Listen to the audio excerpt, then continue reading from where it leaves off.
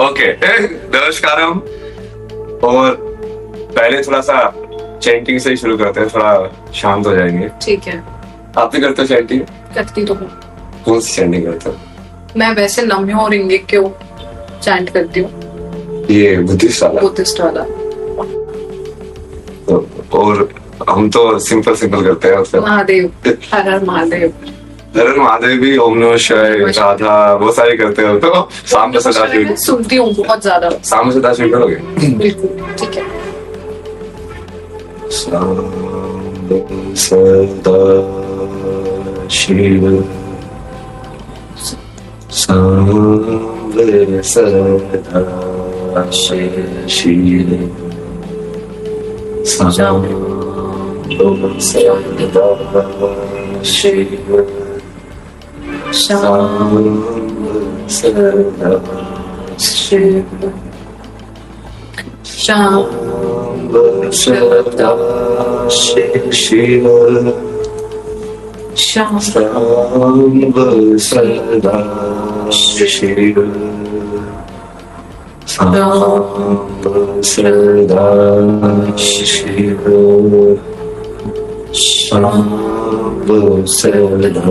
सदाशिव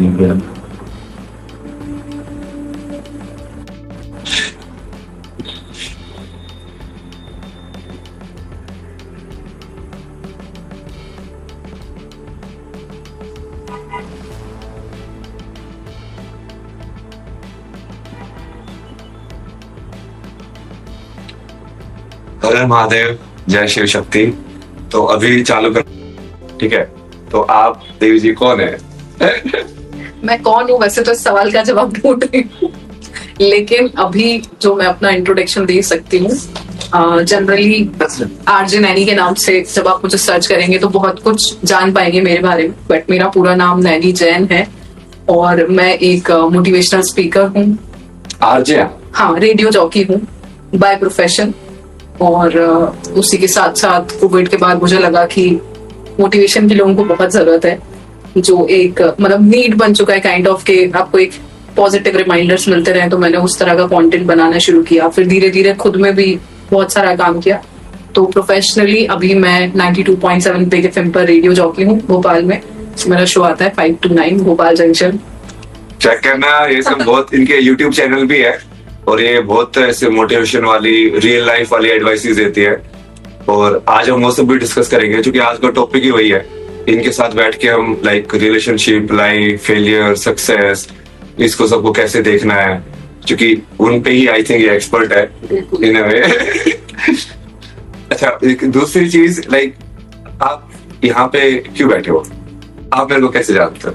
यहाँ पे मैं इसलिए बैठी हूँ बिकॉज जैसे आप एनर्जी में बहुत बिलीव करते हैं, मैं एनर्जी में बहुत बिलीव करती हूँ। कहने को तो मेरी बहुत अच्छी खासी सोशल लाइफ है, बिकॉज लोग जनरली सोचते हैं कि मीडिया वाला इंसान है तो हर रोज ना जाने कितने लोगों से मिलता होगा, कितने लोगों के इंटरव्यू करता होगा। बट अगर मैं एज अ पर्सन कहूँ तो बहुत कम लोग ऐसे होते हैं जिंदगी में जिनसे मैं कनेक्शन बना पाती हूँ, कनेक्ट कर पाती हूँ।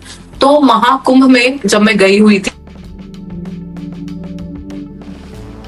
वहां पर रही और 20 दिन रहने के बाद आई डोंट नो वो 6th डे था या 7th डे था जब हमारी टीम आपका इंटरव्यू करने गई थी। तो मुझे ऐसा लगा कि आप वायरल हो इसलिए मुझे आपसे मिलना है या जाके फोटो खिंचाना है। मेरा कभी वो मोटिव नहीं था, बिकॉज आपने वो जो पेरेंटिंग वाली बात कही थी उससे मैं इतना ज्यादा कनेक्ट हुई और आई डोंट नो मतलब किस तरह की अंडरस्टैंडिंग हुई कि मुझे लगा कि मुझे एक बार तो आपसे मिलना है जाके, बिकॉज मुझे बात करनी है, मुझे कोई फोटो क्लिक करा। कौन सी पेरेंटिंग वाली बात? पेरेंटिंग वाली जो आपने बात कही थी कि कभी कभी हम पेरेंट्स को भगवान बना देते हैं, ठीक है? कई बार, क्योंकि मैं उस सोसाइटी से ही आती हूँ जहां पर हम देखते हैं कि पेरेंट्स चाहे कुछ भी करें, चाहे पेरेंट्स बुरा कहें, चाहे पेरेंट्स बच्चों के साथ कुछ भी करें, बट हमें कहा जाता है कि आपको उनको एज अ गॉड ही देखना है, वो कुछ भी कर सकते हैं बिकॉज आपके वो पेरेंट्स हैं।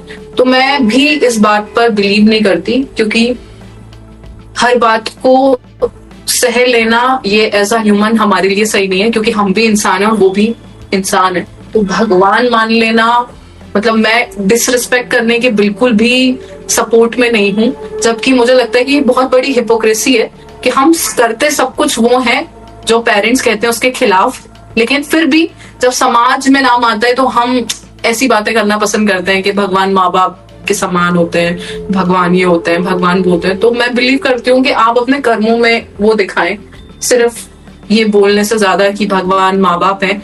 और मुझे लगता है कि आप एक अच्छे इंसान तब कहलाते हैं जब आप गलत को गलत और सही को सही कहें, चाहे वो पेरेंट्स ही क्यों ना हो। और स्पेशली जब आप इंडिया में देखते हैं तो मतलब मैंने ये तो एक आर्टिकल पढ़ा था कि सबसे ज्यादा शादियां इसलिए टूटती हैं क्योंकि इन लॉज के साथ बनती नहीं है। और उसका जो कोर है, उसका जो मेन रीजन वो ये है कि लड़के वैसे तो सारे काम वो करते हैं जो माँ बाप कहते हैं उनके खिलाफ जाके, लेकिन स्पेशली जब स्टैंड लेने की बात आती है या सच को सच बोलने की बात आती है तो उन्हें लगता है कि नहीं, पेरेंट्स भगवान है। और ऐसे बहुत सारे केसेस में हम देखते हैं। तो इसलिए मैंने वो बहुत रिलेट किया, मतलब मैंने बहुत कुछ देखा है। पहले मैं भी ऐसा सोचती थी, फिर धीरे धीरे मेरी जो अंडरस्टैंडिंग है वो भी चेंज हुई। तो कैसे बताइए ना, वो आपकी स्टोरी से बहुत सारे लोग भी इंस्पायर होंगे ना, कैसे अंडरस्टैंडिंग कैसा आपका आपका बचपन से होता है, आपका ऐसे अपब्रिंगिंग कैसा था?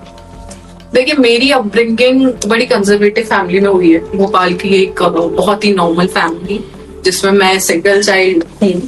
और मेरे जो पेरेंट्स का रिलेशनशिप रहा है वो मैं ये नहीं कहूंगी कि बहुत हेल्दी मैंने बचपन से देखा है कि बहुत एकदम प्यार वाली बॉन्डिंग है। और मुझे पता है इस पर भी बहुत लोग कहेंगे कि अपने माँ बाप की बात मेरे को तो गाली देते ही रहते हैं लोग उसमें। ऐसे तो ऐसे नहीं पता, आपके साथ भी देने लग जाएंगे, हम आपके ऊपर ही पड़ जाएगा ट्रोल। एग्जैक्टली। तो मुझे लगता है कि ये शायद हर फैमिली की कहानी है, बट आप नहीं बताना चाहते या नहीं शेयर करना चाहते तो वो आप पे डिपेंड करता है। बट मुझे लगता है बिल्कुल नॉर्मल होना चाहिए कि जो भी आपने देखा, फील किया, अगर वो आप एक्सप्रेस कर रहे हो तो उसमें कोई भी बुरी बात नहीं है। तो मैंने सत्य तो सत्य ही है, सत्य तो पाने से तो चेंज होगा नहीं, वो नहीं चेंज होगा। बल्कि वो उसको यदि आप फेस करोगे, उसको देखोगे कि यार हमारी सोसाइटी के अंदर ये चीज है, and then we can address it. Exactly. जब तक आप उसको एक्सेप्ट ही नहीं करोगे कि यार ये ऐसा होता है, then how will you change anything, right? तो बताइए आपका। हाँ ठीक है, कंजर्वेटिव फैमिली थी, थोड़ा सिंगल चाइल्ड थी। सिंगल चाइल्ड हूँ, मतलब थी कैसे। तो लड़की का वो वाला इश्यू नहीं आपके घर में कि लड़का चाहिए? एग्जैक्टली ये बहुत इशू हुआ है, इसका माइंड पढ़ रहा हूँ मैं। और सबसे कमाल की बात ये है कि मेरे घर की फीमेल्स ने हमेशा मुझे बहुत सपोर्ट किया, चाहे वो मेरी मम्मी हो, दादी हो।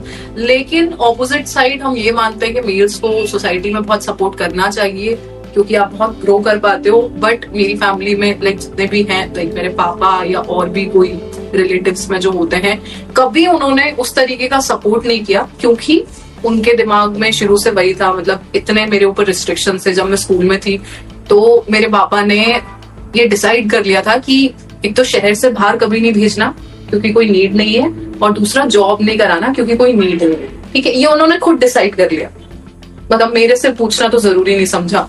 और सबसे इंटरेस्टिंग बात यह है कि तब तक मैं भी आप सबकी तरह माँ बाप को भगवान मानने वाली बच्ची, चाहे वो कुछ भी कह दें, चाहे वो गाली दे दे, कुछ भी बोल दें, और तो गाली नहीं दी कभी, लेकिन तब तक मैंने वो सारी चीजें करी जो मम्मी पापा ने कहा।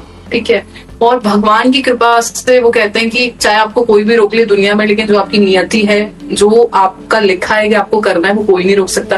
तो मैं शहर से बाहर भी निकली। सबसे पहली जॉब मेरी जोधपुर थी, तो बिल्कुल सपोर्ट नहीं किया गया। जिस दिन मुझे जोधपुर जाना था, लाइक मेरी ज्वाइनिंग थी, मतलब मुझे आज भी याद है, 9:30-10 बजे मेरी ट्रेन थी और 8:30 बजे घर पे ये माहौल था। घर के सारे आदमी, लाइक मेरे पापा तो मिलने भी नहीं आए, सबका ये कहना था कि शादी करा दो इसकी, अभी भी टाइम है, मत इसको बाहर जाने दो, फिर वो जो ससुराल वाले होंगे जो चाहेंगे वो कराएंगे, हमें ये जनरली डायलॉग होता है कि ससुराल वाले कराएंगे, इसको जो कराना है पढ़ाएंगे तो वही पढ़ाएंगे, इसको काम कराना तो वो कराएंगे, वो देखेंगे। बिल्कुल बिल्कुल। तो आई गेस वो मेरी लाइफ का पहली बार मैंने जिंदगी में 19 या 20 साल की मैं थी जब मैंने बोल्ड स्टेप लिया था, जबकि मैं थी ही नहीं ऐसी कभी आवाज उठाने वाली लड़की कि जाना तो मुझे है ही। अगर ये सच में मेरी फैमिली है तो चाहे मैं गलत तो कुछ कर नहीं रही, अगर ये सच में मेरी फैमिली है, मुझे प्यार करती है तो हमेशा सपोर्ट करेगी, छोड़ के नहीं जाने वाली है। तो मैं उस दिन किसी भी बात में नहीं आई और चली गई सबसे पहले दिन। और अच्छी बात ये कि मेरी मम्मी मेरे साथ गई तो उन्होंने हमेशा से मुझे बहुत सपोर्ट किया। लेकिन अब जब हम क्योंकि बड़े हो गए, जब हमने खुद को जानना शुरू किया, दुनिया को जानना शुरू किया, अपने नेचर को जानना शुरू किया, तो मुझे धीरे धीरे ये समझ आता है कि घर के माहौल का आपके ऊपर कितना बड़ा असर पड़ता है। स्पेशली वो सारी चीजें जो आप करते चले जाते हो, कभी क्रॉस क्वेश्चनिंग नहीं करते कि ये जो आप बोल रहे हो उसका लॉजिक क्या है, क्यों आपको ऐसा पेरेंट्स ने बोल दिया तो बेसिकली मान लिया। मान लिया। एग्जैक्टली। तो मुझे अब नहीं लगता, मुझे पहले लगता था कि हाँ यार माँ बाप है, जो बोलेंगे करना पड़ेगा, पर अब मुझे ये लगता है कि कभी कभी वो करने में हमारी बहुत मेंटल हेल्थ खराब हो रही होती है, कभी कभी वो करने में हमारा फायदा तो मैं नहीं कहूंगी, लेकिन सच में कोई हमारी भलाई नहीं होती, हम एक्सप्लॉइट हो रहे होते हैं और बहुत ही मतलब हम भ्रम में जी रहे होते हैं कि इन्होंने लाइफ में जो देखा है। एक तो सभी पेरेंट्स का डायलॉग होता है कि हमने ये बाल यूं ही सफेद नहीं करे, हमने बाल यही सफेद नहीं किया है। एग्जैक्टली हमने लाइफ में बहुत कुछ एक्सपीरियंस किया है, तब भी हम जाके ये बता पाते हैं। बट मुझे उनके एक्सपीरियंस पे कोई डाउट नहीं है, बट मैं ये पूछना चाहती हूँ कि हमारे पेरेंट्स ने कितना ट्रैवल किया, हमारे पेरेंट्स गए कहाँ, कभी तीर्थ से ज्यादा मेरे घर वाले कभी नहीं गए कहीं घूमने। उनका एक्सपीरियंस किस चीज में, इस रिलेटिव की जानकारी, उस रिलेटिव की जानकारी, बाकी दुनिया की जानकारी कि इसकी शादी टूट गई, उनकी बहू ने ऐसा किया, इसकी ननद ऐसा करती है, उनका एक्सपीरियंस इस चीज में ज्यादा होता है। तो बहुत सारी चीजों में कई बार मुझे ऐसा लगता है कि कुछ टॉपिक्स ऐसे भी होते हैं जिसमें हम अपने पेरेंट्स को एजुकेट कर सकते हैं, क्योंकि जमाना मुझे लगता है इतनी तेजी से बदल रहा है। हर 4 साल में हम देखते हैं कि बहुत सारी चीजें चेंज हो गई। कोविड के बाद हम देखते हैं कि टाइम एकदम से इतना बदल गया, तो बहुत सारी बातें जो हमारे पेरेंट्स को नहीं आती, अब उसमें भी अगर वो कुछ हमें बता के ये कहें कि हम जो बोले वो करना है, तो मुझे लगता अब मैं ये बेसिकली इसको समराइज करें तो लाइक पेरेंट्स भी ह्यूमन बीइंग ही है। एग्जैक्टली। और वो उनके पास भी लिमिटेड डेटा ही है लाइफ को एक्सपीरियंस करने का। बिल्कुल। तो वो जब वो किसी भी चीज को एज एब्सोल्यूट बोलते हैं वो सही नहीं है। बिल्कुल। बिकॉज बट वो मोस्ट ऑफ द पेरेंट्स करते हैं। आपको क्या लगता है वो क्यों करते हैं? वो क्यों करते हैं क्योंकि उनके साथ भी किया गया है। पता होगा ना लाइक कि हमको हमारे पास लिमिटेड नॉलेज है, उनको पता है ना। मैं बोल रही हूँ वो इसलिए करते हैं क्योंकि उनके साथ भी ये किया गया है। तो आज ही मैं अपनी एक थेरेपिस्ट दोस्त से बात कर रही थी, तो उसने मुझे बहुत अच्छी बात बताई, इसी बारे में हम बात कर रहे थे। तो उसने मुझे बोला कि इस दुनिया में कोई भी किसी के साथ, स्पेशली पेरेंट्स बच्चों के साथ जानबूझ के नहीं कर रहे हैं सब। बेवकूफ हम उनको नहीं कहेंगे क्योंकि ये गलत वर्ड होगा, बट उनको नॉलेज नहीं है, उनके पास वो एजुकेशन नहीं है, इसलिए वो जो लिमिटेड चीजें उनको आती हैं, लिमिटेड ज्ञान उनको, जो हमेशा वो जनरेशनल ट्रॉमा, जो राइट वर्ड है आज के जमाने में जिसे हम कहते हैं, कि फॉरवर्ड उनको किया गया और अब वो हमें कर रहे हैं ये सोच के कि ये संस्कार है, ये वैल्यूज हैं जो हमें दी गई हैं, वो हम देंगे और ऐसा नहीं करेंगे तो तुम हाथ से निकल जाओगे, तुम आवारा हो जाओगे, तुम बिगड़ जाओगे। ये सारी बातें होती हैं और मुझे ऐसा लगता है कि हाथ से निकलना और बिगड़ना स्पेशली उस केस में तो कभी नहीं हो सकता जब आप एक अच्छी प्रेस्टिजियस जॉब कर रहे हो, आप एक बहुत अच्छा नाम रखते हो जहां पर कभी भी कोई गलत चीज आपने नहीं करी है। और अगर खुद के फैसले लेना और खुद का स्टैंड लेने को पेरेंट्स आवारा कहते हैं, तो मुझे लगता है कि किसी भी बच्चे को नहीं सुनना चाहिए। और ये बोल के काफी बार बहुत मैनिपुलेट किया जाता है इमोशनली, तो आई गेस ये बिल्कुल सही नहीं है। ठीक है, पेरेंटिंग के बारे में और बात ये करेंगे क्योंकि आप उस पर बहुत सारे मोटिवेशनल टॉक्स ये सब भी बनाते हो। So that is the main area I think we will touch upon. Other relationship also, success, failure, covid also. So आप आरजे कैसे बने सबसे पहले, और दूसरा कोविड के टाइम पे ही आपने वो मोटिवेशनल चैनल चालू किया? हाँ, बिल्कुल। उसकी क्या वजह थी? लाइक पहले मैं फनी कंटेंट बनाती थी, मतलब ऐसा कहते हैं सब, मैं खुद कहूंगी तो अच्छा नहीं लगेगा कि मेरा ह्यूमर अच्छा है, मतलब काफी अच्छा सरकाज़म और ह्यूमर मेरे अंदर है। वो रैंडमली पता चलेगा। हाँ, वो जो कि वो सिग्नल की वजह से हो रहा है, बट ऑडियो क्लियर आ रही है ना। वो दिख रहा है मेरे को यहाँ पे पिक्सेलेटेड है, वीडियो थोड़ी पिक्सेलेटेड है अभी, ठीक है, क्योंकि वो सिग्नल के हिसाब से है। वो इतना आई थिंक वाईफाई वीक है या कुछ तो, but I think audio clear होनी चाहिए तुम लोगों को, तो दिखना चाहिए। वो मेन चीज है ना जो हम डिस्कस कर रहे हैं। बाकी तो अगली बार में वीडियो को भी क्रैक करेंगे, ठीक है। इस बार ऑडियो को क्रैक कर रहे हैं, ठीक है। वाईफाई करो कनेक्ट करके देखो एक बार इसको वाईफाई पे कनेक्ट करके देख रहे कि बेटर सिग्नल आए तो। ठीक है, अभी तक तुमको क्या क्या क्लियर हुआ? जैसे अभी तक ये कैमरा सेट कर रहे हैं, फिर से थोड़ा सा देख रहे हैं, तो तब तक तुमको एक रिवीजन क्लास कर लेते हैं कि अभी तक क्या डिस्कस किया हमने। सबसे पहले तो मेन तो बहुत ज्यादा, जैसे स्टार्टिंग में तो मैंने अपनी तारीफ कराई उनसे मेरी थोड़ी सी तारीफ कर दो। फिर उसके बाद हमने पेरेंटिंग डिस्कस की, मेन जो चीज डिस्कस किया ना, कि पेरेंटिंग के अंदर क्या सही में माँ बाप भगवान है, क्या माँ बाप भी इंसान ही है जो कि एक लिमिटेड एक्सपीरियंस के हिसाब से जीते हैं, और क्या माँ बाप हमेशा बच्चों की भलाई के लिए सोचते हैं, क्या ये जरूरी है, और क्या सही में माँ बाप जो है वो उनकी बात मानना हर एक बात के अंदर सही है। तो ये 4 या 5 पॉइंट जो है उसके ऊपर इन्होंने डिस्कस किया, इनकी क्लैरिटी थी। अभी वो और आगे हम जब मेन सेक्शन में आएंगे ना, अभी तक तो थोड़ा इनका पर्सनल इंट्रोडक्शन वही सब कर रहे थे, तो जब इनका मेन जब एरिया में आएंगे, जब हम डिस्कस करेंगे जो आई थिंक इनका कोर एरिया है, कि वो रिलेशनशिप वगैरह के में बात करती है, वो सुसाइड, बच्चों के सुसाइड के ऊपर भी इन्होंने वो बनाए हुए मोटिवेशन वगैरह, कि वो कोविड के अंदर भी, कि कोविड के अंदर तुम अकेले रह रहे हो तो तुमको कैसे फील होता है, ये सब। तो ठीक है, तो यहां तक आवाज तो क्लियर आ रही है ना? जय जय Shri Ram. She shared her experience, that's all. हाँ, तो वो एक्सपीरियंस इसलिए शेयर कराए क्योंकि वो हो सकता है कि और भी बहुत सारे लाइक जो महिलाओं का एक्सपीरियंस हो भारत के अंदर, वो होगा ही होगा डेफिनेटली। इसलिए मैंने जानबूझ के उनकी स्टोरी, उनको जानबूझ के बुलवाया कि you also get to understand की लाइफ जर्नी क्या है, क्योंकि आज वो कहीं ना कहीं सेलिब्रिटी तो है वो, राइट? कैरेक्टर सेलिब्रिटी, खुद से बोलना अच्छा नहीं लगेगा। तो वो मतलब कहीं ना कहीं लाइक पब्लिक लाइफ में she has reached certain level, right? तो वीडियो तो अभी भी पिक्सेलेटेड ही है, अभी वो वाईफाई वो सिग्नल, आज सिर्फ ऑडियो करेक्ट करते हैं, ठीक है? वीडियो पे इतना ध्यान मत दो, वीडियो चलेगा जैसे जैसे आएगा। वॉइस इज क्लियर सर, हाँ। 190% गर्ल प्रॉब्लम, हाँ, ये जो सुगुप्ता बोल रही ना, ये बहुत सारी, जो कि हमारी चैट में बहुत सारी एक्चुअली में फीमेल रहती है, मतलब वो शक्ति का ही वरदान ही है कि वो भरोसा करती है मतलब मेरे ऊपर, या जैसे भी वो उस चीज से जुड़ी हुई है। तो उन लोगों को बेसिकली इस सारी पूरी स्टोरी से एक सिंगल चाइल्ड होना, गर्ल चाइल्ड होना, फिर वो सब फेस करना, फिर कैसे स्पेशली जॉब करना या प्रोफेशनल उसमें अपना कुछ मुकाम बनाना, फिर उसके बाद आपने जैसे पेरेंटिंग वाला पूरा वो इश्यू क्लियर किया। तो अभी नेक्स्ट जो चीज है वो आप बताइए कि आप कोविड के अंदर से आपने वो मोटिवेशन वाला जो चालू किया, वो कैसे चालू किया और आरजी कैसे बनी? ओके, तो सबसे पहले मैं बताती हूँ कि मैं आरजे कैसे बनी।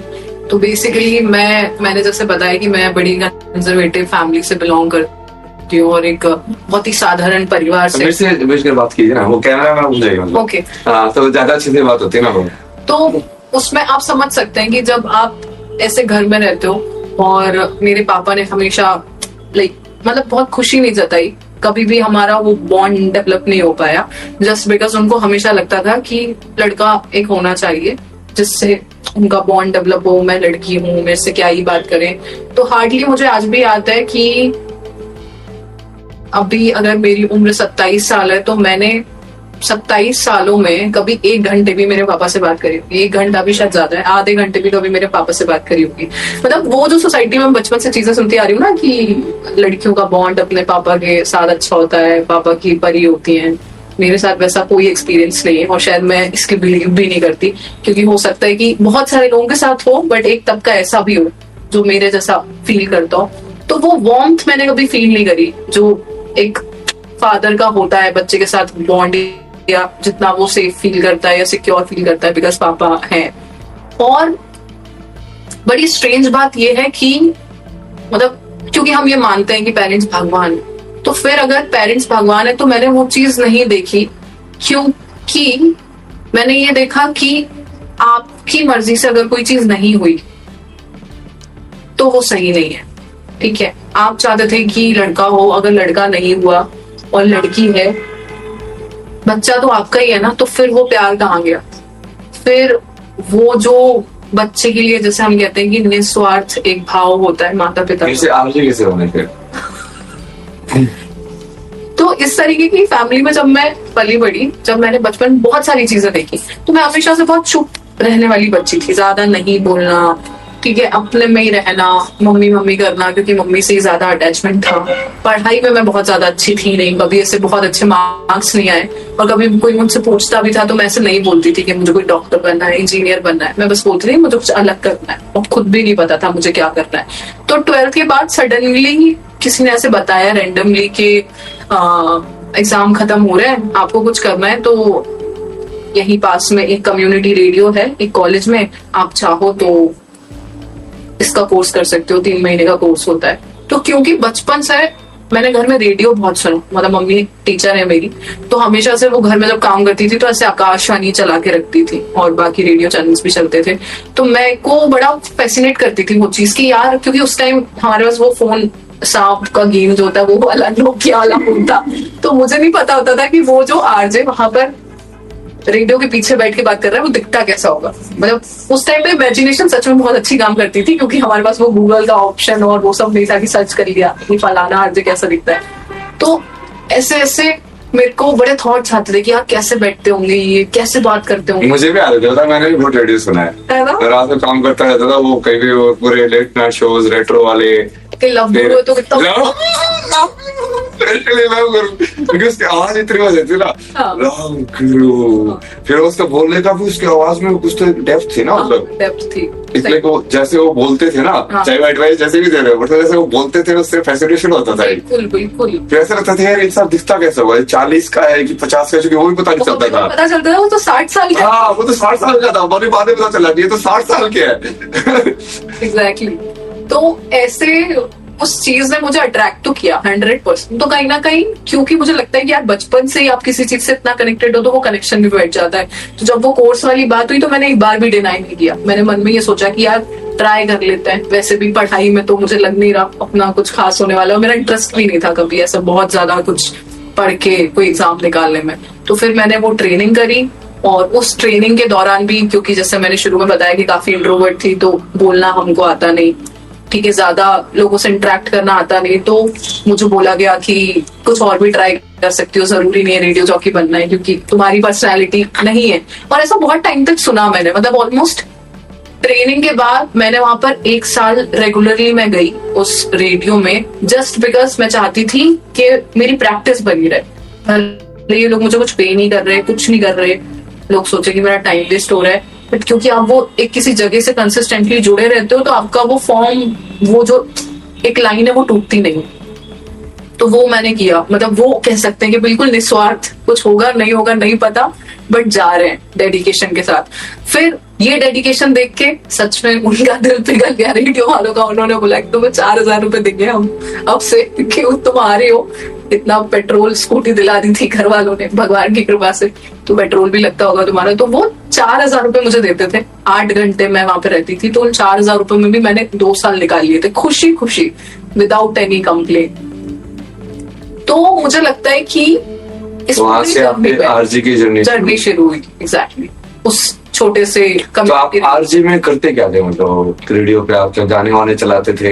गाने तो देखिए वो पूरा एक पूरी म्यूजिक टीम होती है, तो जितने भी लोगों को ये भ्रम है कि गाने हम चलाते हैं, गाने हम नहीं चलाते हैं। अच्छा, बताते ना लोग, आधे लोगों को पता ही नहीं होगा आरजी लोग काम कैसे करते हैं, पूरा सिस्टम में काम कैसे होता है रेडियो का। बिल्कुल, तो वो पूरा एक लॉग रहता है, जो पूरी एक बड़ी म्यूजिक टीम होती है। जैसे हमारी वाली दिल्ली में बैठती थी, नोएडा में, वो पूरे जितने भी स्टेशन होते हैं अलग अलग सिटीज में, जैसे भोपाल, जयपुर, जोधपुर, जितने भी स्टेशन है, तो पूरा वो लॉग वहां से मैनेज करती है। तो बेसिकली हमारे पास एक कैटेगरी होती है, जैसे कि ए कैटेगरी हो गई जिसमें नए गाने होंगे जो बिल्कुल अभी रिलीज हुए हैं, बी कैटेगरी जिसमें थोड़े से पुराने गाने होंगे, और ये कैटेगरी का एक्सेस हमारे पास होता है कि इन कैटेगरीज में से हम शफल कर सकते हैं। और उस एक कैटेगरी में आप मान लो कि कुछ 50-60 गाने होंगे या थोड़े से ज्यादा होंगे, तो उसमें से हमें परमिशन होती है। बट ये नहीं होता कि आपने दिन के टाइम में, सुबह का टाइम है 7 से 11 का, और आपने बोल दिया कि किशोर दा का कोई बहुत सैड सॉन्ग सुना दो, वो नहीं सुना सकते। हाँ। क्योंकि वो पूरा एक रिसर्च करने के बाद एक स्लॉट्स डिसाइड किए जाते हैं कि सुबह थोड़े एनर्जेटिक सॉन्ग चलेंगे, दोपहर में थोड़े से लाइक माइल्ड पुराने, थोड़ा सा आपको अच्छा फील कराए रोमांटिक गाने पुरानी फिल्मों के भी चलेंगे, रात में एकदम गजल वाला। तो आप कॉल वॉल भी करते थे, जैसे रेडियो में कॉल भी करना? बहुत बहुत तो आप इंट्रोवर्ट थे, आप बात कर लेते थे फिर ऐसे लोग? नहीं, तो धीरे धीरे डेवलप हुई ना, मुझे पता ही नहीं था मेरी पर्सनालिटी का साइड। वही तो मैं आपको बता रही हूँ कि मैं ऐसे माहौल में रही कि कभी खुद को एक्सप्लोर ही नहीं किया। जब उस माहौल से हम बाहर निकले और कंसिस्टेंटली आपने मतलब एक ही जगह पर मेहनत करी विदाउट एनी स्किप। उस टाइम मेरा कॉलेज भी चल रहा था, मैंने कॉलेज में एडमिशन ले लिया था, पर आप सोचो मैं कभी कॉलेज गई नहीं एग्जाम देने के अलावा। No friends, no chill, no bunk, no fun, कुछ नहीं। मैं अपना रेडियो स्टेशन जाती थी, वहां पर काम होता था कि आपको ऐसे 5 प्रोग्राम्स बनाने हैं महीने के। प्रोग्राम्स इन दी सेंस, एक अपने एजुकेशन पे बना लिया, एक अपने बॉलीवुड पे बना लिया, क्योंकि वो कम्युनिटी रेडियो था। तो 3 तरह के रेडियो होते हैं। एक होता है लाइक आकाशवाणी जो हम सुनते हैं, जो गवर्नमेंट रेडियो होते हैं। एक कम्युनिटी रेडियो होता है जिसका रेंज होता है कुछ 10 से 11 किलोमीटर, जो एक कम्युनिटी के लिए काम करता है। जैसे कि एक इलाका हो गया, उसके लिए काम करेगा। मतलब एक कोई टावर होगा जो ब्रॉडकास्ट कर रहा है, उसके राउंड ही मतलब। हाँ हाँ बस। और एक होता है प्राइवेट रेडियो स्टेशन, जिसमें मैं अभी काम करती हूँ, जो बिग एफएम है, जो अलग अलग सिटीज में है इंडिया की, और जिसका एक हेड ऑफिस होता है, जैसे मुंबई है। वहां से वो बहुत सारी चीजें ऑपरेट करते हैं। तो ये गाने भी चलाते हैं, एडवर्टीजमेंट भी करते हैं, बाकी सारा मतलब इंफोटेनमेंट वाला चीज जो है ये सर्व करते हैं। तो आप जैसे मेन आप जैसे गाने वाने भी चलाती थी, उसके साथ फिर जैसे टॉपिक के हिसाब से बात करती थी कि मतलब ऐसी जनरली? हाँ, तब जब कम्युनिटी रेडियो में थी तो हम एक टॉपिक पे पूरी बात करते थे, क्योंकि वहां पे ज्यादा एंटरटेनमेंट वाला स्कोप नहीं होता। वहां पे इंफॉर्मेशन देना ज्यादा प्रेफर किया जाता है। और आप जिस रेडियो स्टेशन में मैं काम कर रही हूँ, वहां पर आपको इंफॉर्मेशन के साथ एंटरटेनमेंट चाहिए।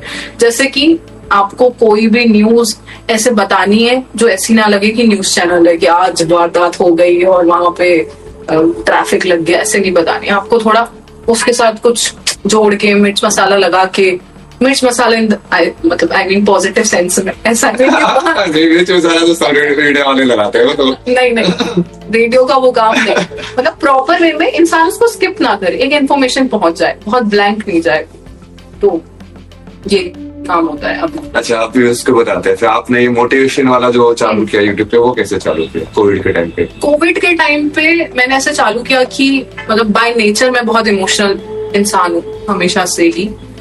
और मतलब मुझे दूसरों का दर्द देख के दर्द फील होता है। मतलब एक दफा तो मुझे लगता है कि मैं क्या कर सकती हूँ, बेस्ट करने की कोशिश करती हूँ। तो कोविड में मैं जयपुर में ही थी, और कमाल की बात ये है कि कोविड में आई गेस जब बहुत पीक कोविड आया था तभी हम घर बैठे थे, वरना मैं रोज जाती थी रेडियो स्टेशन, काम करते थे, हमारा काम बिल्कुल नहीं रुका। उसके बाद हमने ऐसी बहुत सारी चीजें करी, जैसे हम लोगों को खाना बांटने जा रहे हैं, हम जो उस कोविड में खाली सड़कों पे वो जो पुलिसकर्मी खड़े हैं, सफाई वाले, उनको जा जाके कुछ सर्व कर रहे हैं। तो बहुत सारी चीजें मैंने ऐसे देखी कि लोगों का ना मतलब उनके खुद के घर में भले ही कुछ नहीं हो रहा, लेकिन जैसे ही आसपास कुछ होता है मतलब एकदम जो मोरल है वो डाउन हो गया। और जितने भी डॉक्टर से मैंने बात करी, जितने भी एक्सपर्ट से मैंने बात करी, तो उनसे कम्युनिकेशन में यही निकल के आया कि कोविड बीमारी ठीक है, लेकिन इम्यून सिस्टम और आपका विल पावर, इस पे पूरा मैटर बहुत डिपेंड करता है। कुछ लोग इसलिए मर रहे हैं क्योंकि वो हो सकता है कि उनको बीमारी से ज्यादा डर ले गया हो साथ। और अपने आसपास भी मैंने देखा कि लोग मतलब बीमारी से ज्यादा डर बहुत रहे थे। तो फिर मैंने वो वीडियोस वहां से बनाना स्टार्ट किए कि एटलीस्ट मैं जो कर सकती हूँ अपना पार्ट मैं वो करूंगी। तो मैंने यूट्यूब पे बड़े बड़े वीडियोस बनाए कि कोविड पेशेंट से कैसे बात करें, क्योंकि मैंने अपने ही घर में देखा अगर कोविड हो गया तो कैसे हुआ, 50 कॉल कर रहे। मतलब आप मत पूछो ना, किसी को कोविड हो गया है ऑलरेडी, वो परेशान है, कैसे हुआ, तो लगवा ली वैक्सीन, कि क्या कर लिया, कि खाने में ये खा लेना, ये मत खाना। अरे पता होता है इंसान को, कोई भी इतना बेवकूफ नहीं है, उसको पता होता है खुद का ख्याल कैसा रखना है। मुझे लगता है इंडिया में हम फॉर्मेलिटी करने के चक्कर में ना दुख ज्यादा देते हैं दूसरों को, उनकी परेशानी सॉल्व करने से। इसलिए मैंने फिर ये सारी छोटी छोटी चीजें करनी शुरू करी। सुन लो, खाना खाना है कि नहीं, खाना खाया है कि नहीं करके मेरे को परेशान करते रहते हो। हाँ, यही चीज अप्लाई होते तुम पे। सच में हाँ, अब मुझे भी लगता है कि ये फॉर्मेलिटी क्यों करनी है। जैसे मैंने कई बार देखा, एक हमारे यहाँ बहुत चीज चलती है कि कोई अगर धोखे से हॉस्पिटल में एडमिट हो गया, उसकी कोई छोटी से छोटी सर्जरी होगी, देखने चलते हैं। अरे भाई क्या देखना है उसको, तुम्हारे दिल में प्यार जरा से है नहीं उस आदमी के लिए, बस देखने चलते हैं जस्ट बिकॉज हमारी एक अटेंडेंस लग जाए कि फलाने घर से फलाने लोग देखने आए। तो मुझे लगता है कि यार heart to heart connection zero है, और अननेसेसरी अटेंडेंस वाला कनेक्शन की जो हमारे यहाँ संख्या है वो बहुत बड़ी है। सेम कोविड में भी देखने को मिला, मतलब हार्डली किसी को किसी की फिक्र थी। ठीक है, हमें पता चला कि हमारे ट्रू रिलेशनशिप कौन से हैं। सब लोग अपने लव्ड वंस को बचाने में लगे हुए थे, जिनके लिए जो प्रायोरिटीज है उनको बचाने में लगे हुए थे। मतलब लिटरली आपको पता चल गया ना कि एक बीमारी ने सच बता दिया कि कोई सब्जी रखने भी नहीं आ रहा है आपके घर। जो मोहल्ले वाली आंटियां आपकी लाइफ में इंटरफेयर करती थी, अब वही भाग रही है क्योंकि आपको कोविड हो गया है। अब भी सारा प्यार खत्म हो गया है। तो मुझे लगता है कि शायद वो इसलिए था वो दौर की हमें समझ में आए, और उसके बाद भी जैसा लगता है थोड़े टाइम तक हम में अक्कल थी, उसके बाद भी हमने कोविड से ये सीखा कि घूम लो, जितनी भीड़ हो सकती है हर जगह पर मचा दो, क्योंकि जीवन चला गया तो एंजॉय कब करेंगे। सो बेसिकली डेथ का एक सडन रियलाइजेशन हो कि यार डेथ तो कभी भी आ सकती है, जो कि एक्चुअली अभी भी कभी भी आ सकती है, बट लोग उसी टाइम पे ज्यादा सेंसिटिव है उस चीज से। जो मैंने कल हमने पहले इंटरव्यू लाइव टेलीकास्ट किया था ना, उसमें तो उसने एक पूछा था ना मेरे से, आप इस तरह से हंसते क्यों रहते हो? मैं आपको बता दी कब मर जाए यार, हंसते हंसते मरूंगा। क्या बता कब मर जाऊं, सही बात। क्या बता यही लास्ट मोमेंट हो, मैं सैड होकर क्यों मरूंगा, मेरी लाइफ में ये खराब हो रहा है, मैं तो हंसते हंसते मरूंगा। 100%। तो अब इसके बारे में बात करते हैं। अब मेन जो आते हैं ना कि सक्सेस फेलियर, जैसे आपने स्टूडेंट सुसाइड के ऊपर भी बनाया हुआ है, कोविड के ऊपर भी, ऐसे ऐसे टॉपिक्स के आपने बहुत ऐसे बनाए हुए हैं। मोटिवेशन, आप जैसे आप किस चीज को मोटिवेशन वीडियो बोलते हैं? मतलब आप जैसे क्या मोटिवेशन वीडियो जो बनाते हो तो आप क्या सोच के बनाते हो, या किस किस टॉपिक्स के ऊपर बनाते हो? मोटिवेशन वीडियो, अब जैसे मैं फॉर एग्जांपल अभी की बात बताती हूँ, मतलब क्योंकि करंट वाला मुझे याद आ रहा है। जैसे फॉर एग्जांपल अभी इंडिया मैच जीती थी, ठीक है, इंडिया मैच जीती तो मतलब जैसे ही वो मोमेंट आया कि जीतने वाली है, फटाके फूटने लग गए, स्टेटस लगने लग गए, लोग मेरे को गाली देने लग गए। हाँ वो भी करने लग गए। और इनकेस अगर आप ये बोल देते, मतलब जो सच में हुआ, तो हो सकता है कि आपके और 50,000 फॉलोअर बढ़ जाते, सब्सक्राइबर बढ़ जाते हैं, बट कोई नहीं, मेहनत करनी पड़ेगी। तो रिसेंट केस यही हुआ कि धड़ाधड़ Virat is the best, Hardik is the best. लेकिन मैंने उस पे वीडियो बनाया कि जब हार्दिक का टफ टाइम चल रहा था, ठीक है, जब विराट का टफ टाइम चल रहा था, तो गालियां अनुष्का को बढ़ रही थी। तुम लोग ही स्टेटस लगा रहे थे और तुम लोग ही वीडियोस लगा रहे थे कि ये तो है पनौती, हार्दिक छपरी है, हार्दिक ने किया क्या है जिंदगी में, ये तो स्टार बन गया, ठीक है। और वही हार्दिक और विराट जब अच्छा परफॉर्म करते हैं तो ये तो हीरे हैं, ये तो स्टार है। तो मैंने अपने वीडियो में यही बोला कि सब कुछ, सारी कीमत जो होती है वो समय की होती है। इस दुनिया में इंसान की कोई कीमत है ही नहीं, और इसलिए आज जो आपके साथ है इस समय, हो सकता है कि कल वो आपके खिलाफ भी हो जाए। तो इट्स ऑल अबाउट टाइम। तो इतना घमंड करके और इतना अटैचमेंट करके कि ये तो मेरा ही है, ये कहीं नहीं जाने वाला, कुछ भी हो सकता है। तो लो मत लाइफ में इतना स्ट्रेस। तो हो सकता है कि उस मोमेंट पे कोई व्यक्ति हो जो इसी बात से बड़ा परेशान हो, से बहुत सारे कमेंट आते हैं कि बस यही सुनना था मुझे इस समय, यही नीड थी कि कोई मुझे ये बोलते। तो इसी को मैं मोटिवेशन कहती हूँ कि आपको एक रिमाइंडर मिल गया, कोई बहुत चीज। आपको ये ऐसे इंसाइट्स आते कैसे, जैसे क्रिकेट वाले देख के आपके अंदर ये वाली इंसाइट कैसे आई? क्योंकि बहुत कम लोगों ने उस टाइम पे इस चीज को ऐसे देखा हुआ कि यार तुम अभी देखो, अभी इनको भगवान बना रहे हो, विराट कोहली द गॉड, अब उसके बाद कल को इसी को तुम गाली दोगे। ये इंसाइट आती कहाँ से? देखो मैं सच बताऊं, मैं बहुत किताबें नहीं पढ़ती, क्योंकि मैं बहुत बड़ी बुक लवर नहीं हूँ। क्योंकि बहुत लोग नॉलेज को उससे जोड़ते हैं कि आप किताब पढ़ते हो तो आपके पास नॉलेज है, बट मैं लाइफ के एक्सपीरियंस पे बिलीव करती हूँ, और ऑब्जर्वेशन जो एक मेरी बहुत अच्छी आदत है। मतलब शायद मैं वो देखती हूँ, वो पर्सपेक्टिव देख लेती हूँ जो जनरली एक तबका होता है ना जो भेड़ चाल को फोकस कर रहा है, और शायद मैं दूसरा साइड भी देखने की कोशिश करती हूँ बिना बायस्ड हुए।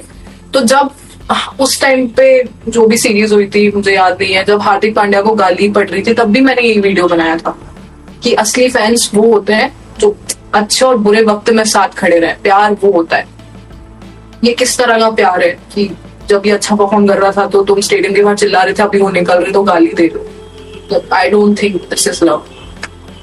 तो ये सब बातें आपके आसपास ही हैं जो आपको दिखाई देती हैं डेली। आप अपने परिवार में कितना कुछ देखते हो जो एक टाइम तक बहुत भ्रम में रहते हो, आप सब कुछ इग्नोर करते हो, सब अपना है, सब अपना है, सब अपना है। जैसे ही अब अपना भ्रम तोड़ोगे आपको समझ में आएगा कोई अपना नहीं है, सब पिक्चर चल रही है, ड्रामा चल रहा है, जस्ट बिकॉज फॉर्मेलिटी है, सबको करना है।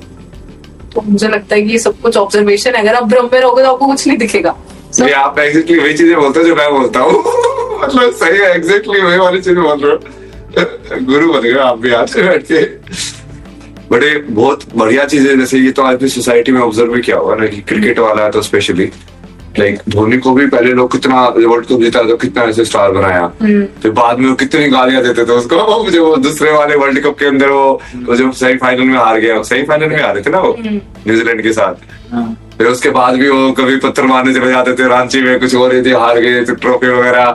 तो ये क्या है, मतलब इसमें आप क्या सोचते हो, मतलब ये क्या अंधापन है समाज का, क्या है ये? मतलब अंधापन नहीं है, मुझे लगता है ये भेड़ चाल है।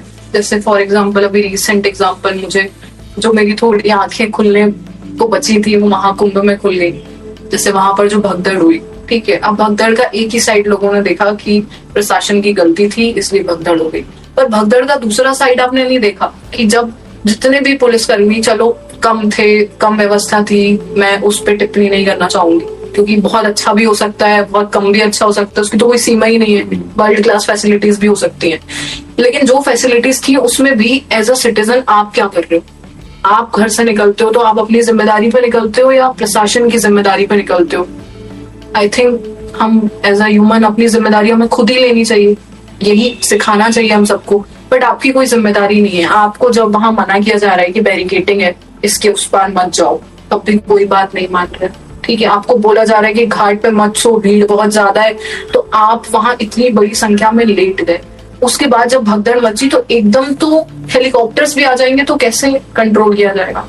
और भगदड़ मची में हुआ क्या? किसी ने बॉम्ब तो नहीं फेंका ना, लोगों ने ही लोगों पे चढ़ाई करी। तो अब आप बताओ कि सेंस कहाँ है?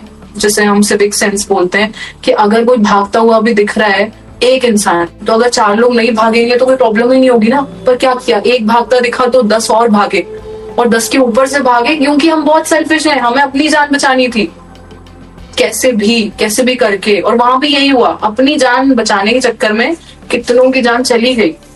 तो इससे साफ पता चलता है, पूरे कुंभ में मैंने ऐसे करोड़ों लोग आए थे, लाखों एग्जाम्पल्स देखे जहां पर मैंने ये फील किया कि अगर 3 लोग भी आए परिवार से तो उनको कोई मतलब नहीं है कि हमारे कचरा फेंकने से, हमारे गंदगी करने से यहाँ के लोगों को परेशानी होगी, या हम इस कुंभ में आए हैं तो हमारी कोई नैतिक जिम्मेदारी भी बनती है। उनको कोई मतलब नहीं इस चीज से, मेरे बच्चे का हाथ पकड़ लूं, मेरी बेबी का हाथ पकड़ लूं, साथ चले, बस मेरा परिवार।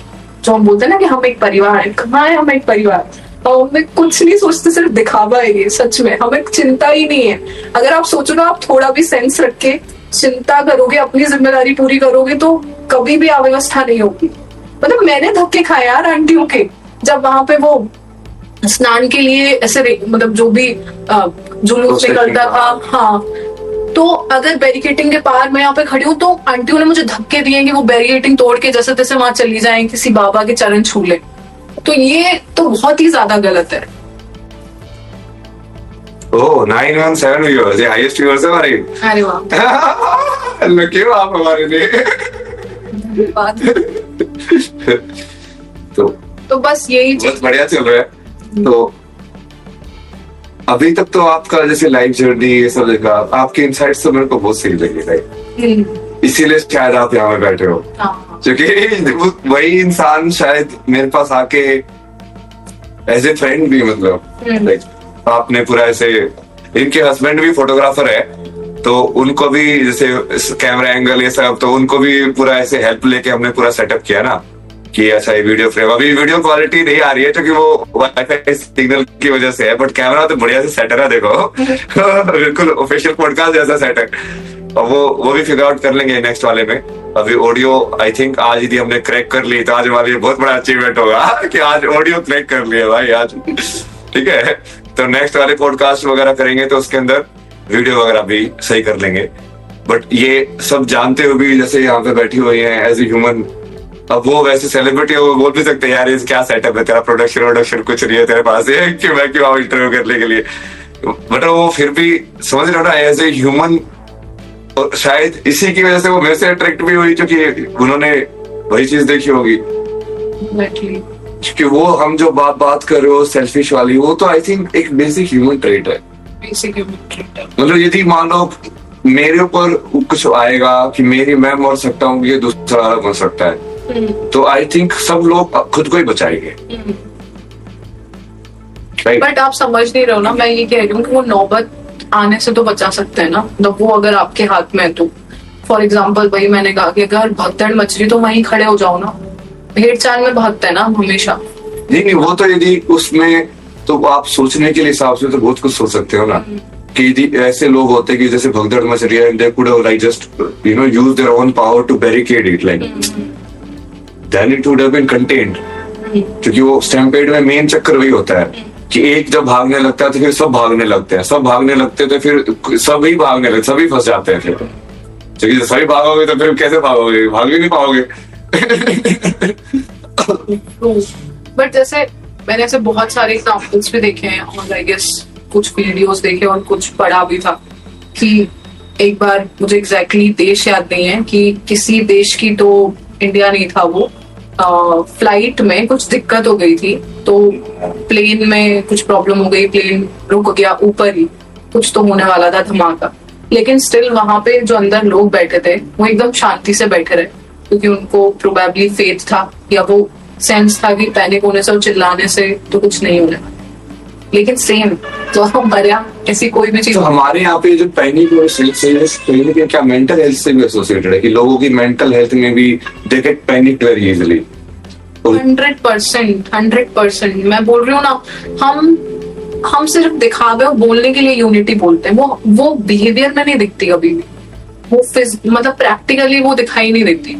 तो या तो हम बहुत बड़े हिपोक्रेट हैं, ठीक है, सिर्फ बोलने के लिए और अच्छा फील कराने के लिए सारी चीजें करते हैं, बट अंदर से हम कुछ और ही हैं जो हम दिखा नहीं पा रहे हैं बिकॉज ऑफ सोसाइटी। कहना तो हम चाह रहे हैं कि हम बहुत सेल्फ हैं, या तो बोल दो मुंह पे तो सामने वाले को उम्मीद ही ना रहे।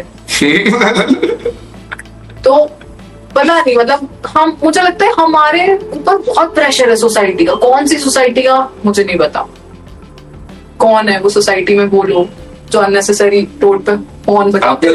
आप तो आरजे हो। हाँ, तो कौन है सोसाइटी, पता कौन है हमारे आसपास कौन है ये लोग जो यहाँ पे चैट में भी आके मेरे को ट्रोल करते हैं, जबकि इतना बढ़िया से इंटरव्यू करे ना मैंने। आप कुछ भी ऐसे ऑब्जेक्शनल तो नहीं हो रहा है यहाँ पे, like we are trying to discuss naturally, we are trying to understand things, but still लोग आगे ट्रोल कर रहे हैं। अब देखो ये कौन लोग है, ये कौन सी सोसाइटी है ये, अब इनका चक्कर क्या? आपको क्या लगता है, जैसे आप तो मोटिवेशन के अंदर करते हो तो उसका आपके भी ऑब्जर्वेशंस होंगी, तो ये क्या है, ये पेरेंटिंग की वजह से है, अपब्रिंगिंग की वजह से है, मेंटल हेल्थ की वजह से है, ये सब क्यों है? देखो, मैंने अपने सोशल मीडिया पे जो चीज एक्सपीरियंस करी है, जैसे कि मैं तो हमेशा अच्छी बातें बोल के वीडियो बनाती हूँ, तो उसमें भी कुछ लोगों को ऑब्जेक्शन हो जाता है, स्पेशली इसी व्यक्ति का जब हमने नाम यूज किया, जैसे क्रिकेट वाला मैंने आपको बताया। तो जो लोग पसंद नहीं करते हार्दिक को, वो उनको मैं कुछ भी बोल दूंगी, वो आके बुरा ही लिखने वाले। तो और बुरा लिखने वालों को कुछ भी देखना नहीं होता, वो आपने किसी भगवान जी के साथ भी फोटो डाली है, उस पर भी वो गाली लिख के जाएंगे। तो इसका जो मुझे समझ में आया, जितनी पढ़ाई मैंने करी है, जितना ह्यूमन बिहेवियर समझने की कोशिश करी, कि एक तो सबसे पहले जब आप अंदर से बहुत फ्रस्ट्रेट होते हो, अंदर से बिल्कुल नाखुश होते हो, तो आपको समझ में ही नहीं आता कि आपका कौन सा रिएक्शन कहाँ आ जा रहा है, तो आप बिल्कुल वो अंडरस्टैंड नहीं कर पाते। दूसरी चीज, स्पेशली जब घर पे कोई आपकी रिस्पेक्ट नहीं करता, ठीक है, ना आपकी बात आपकी मम्मी सुनती है, ना पापा सुनते हैं, घर में आपकी कोई इज्जत है नहीं, तो आप क्या करते हो, वो आपके एक नेचर में आ जाता है कि आप जाके दूसरों को डिसरिस्पेक्ट करके अपना वो फ्रस्ट्रेशन निकालते हो, और दूसरों को, जाहिर सी बात है, आप जानने वालों को करोगे तो थप्पड़ मार देंगे। तो आप क्या करते हो, आपके पास आज एक बहुत बढ़िया प्लेटफॉर्म है सोशल मीडिया, ऑनलाइन इंटरनेट ही बोल सकते हैं। हाँ, कि आप किसी के भी पोस्ट पे जाओ, कुछ भी लिख के आ जाओ, और जिन लोगों को इमेज इश्यूज हैं, उन्होंने अलग अलग अकाउंट्स बना रखे हैं, पता भी नहीं चलेगा यही फलाना हमारे साथ बैठता है, इसका एक अकाउंट भी है, यही गालियां लिख रहे हैं सारे रिश्तेदारों के पोस्ट पे, जिनको जेलसी है। और ऐसा करते हैं बहुत लोग, मतलब लिटरली मैंने ऑब्जर्व किया है स्पेशली वही लोग ये ज्यादा करते हैं जो बहुत फ्रस्ट्रेटेड है अपनी लाइफ से और जो अपनी प्रॉब्लम सॉल्व ही नहीं कर पा रहे।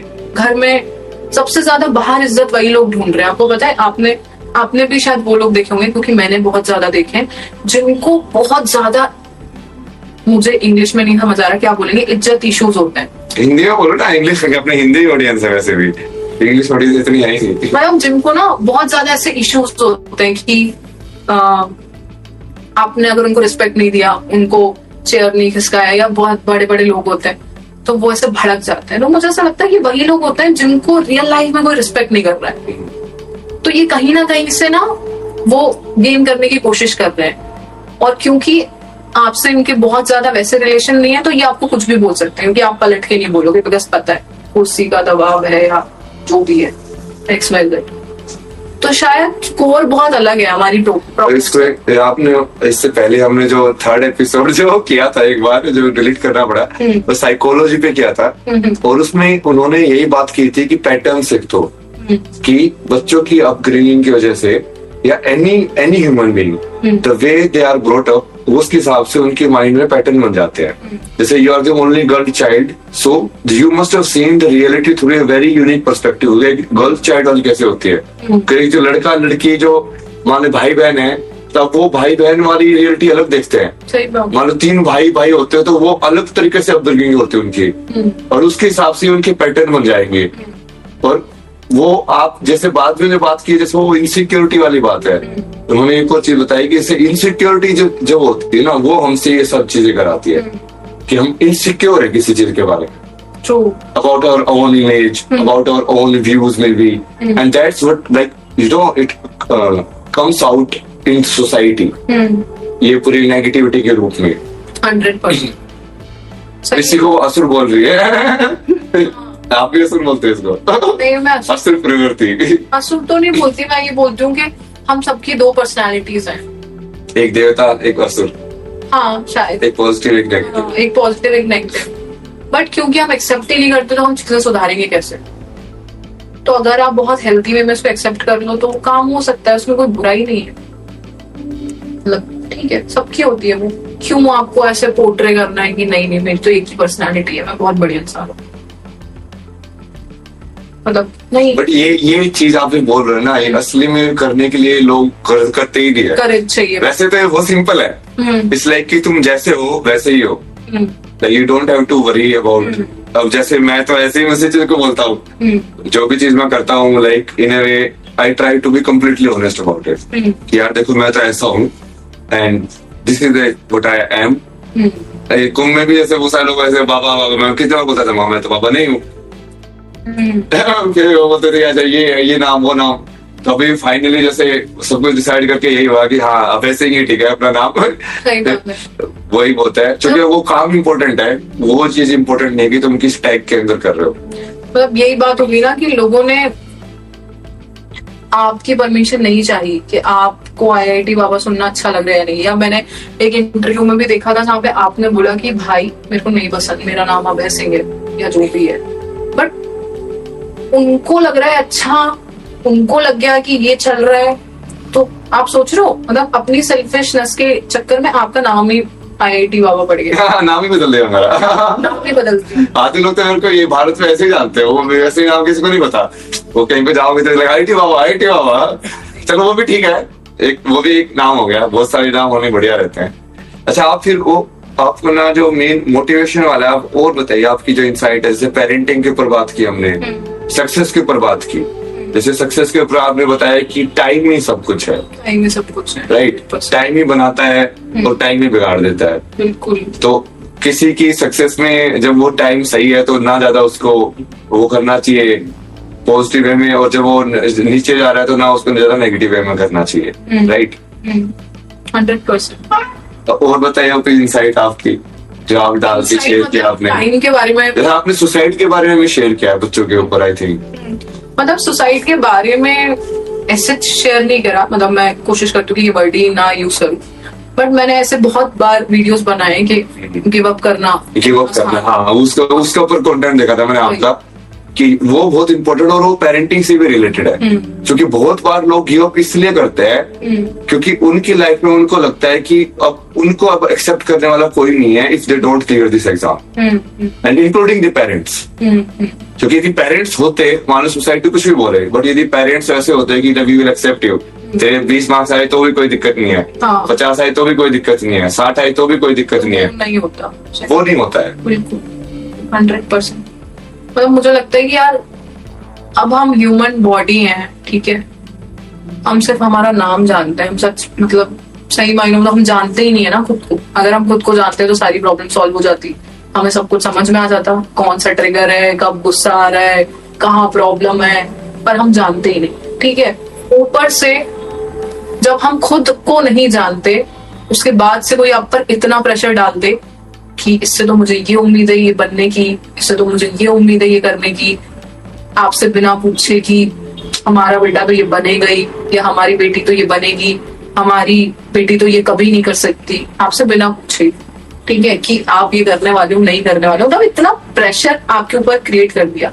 तो अब 1000 लोगों में से 900 लोग होंगे ऐसे जिनको कोई फर्क नहीं पड़ेगा, जिन्होंने एक आदत डाली होगी ये सब चीजें टॉलरेट करने की, वो कहीं ना कहीं इसको बहुत इजीली लेके चले जाते हैं। बट उसमें से 1000 में से 100 लोग ऐसे होते हैं ना जो शायद, बट उनको भी मेंटल ट्रॉमा तो होता होगा। हाँ, मेंटल ट्रॉमा तो होता है, फिर वो अलग तरीके से निकलता है। बट वो 100 लोग बिल्कुल ऐसे ही बहुत सेंसिटिव है, उन्होंने सहन ही नहीं किया तो उन्होंने गिव अप कर दिया ना, उन्होंने, उनसे नहीं हुआ, उन्होंने हो सकता है कि एक लिमिट तक सहन किया, बट एक, क्योंकि आप देखो जितनी भी सुसाइड्स लास्ट मुझे याद है, अभी तो ऐसा भी हो गया इंडिया में कि एग्जाम सीजन, सुसाइड सीजन, ऐसी बातें चलती है।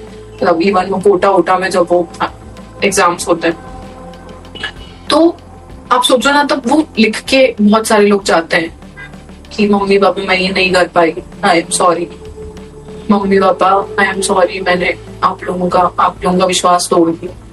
तो आप सोचो कि इस पॉडकास्ट को पेरेंटिंग के ऊपर ही बना सकते हैं क्योंकि हमने बहुत सारे पेरेंटिंग के ऊपर बात किया है, I think you are also very like attached to that concept and you understand it very well. Like इस पे भी लोग बोलेंगे आपको, तो मैंने परसों से देखा था, आपके बोल रहे थे कि बाबूजी पहले शादी करो, बच्चे करो, फिर आपसे जानेंगे पेरेंटिंग क्या होता है। मुझे तो लड़की को तो बोलते ही है, जब खुद का बच्चा होगा ना तब समझ में आएगा। जब खुद का बच्चा होगा तो समझ में आएगा, वो तो बोलते ना ऐसे लोग। पानी पीना क्या आपको? नहीं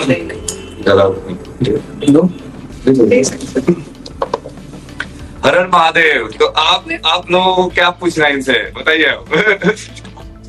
गुड डिस्कशन। 1K वाव तो हटाओ, डिस्कशन पे आओ, ठीक है। हर हर महादेव सर, हर हर महादेव।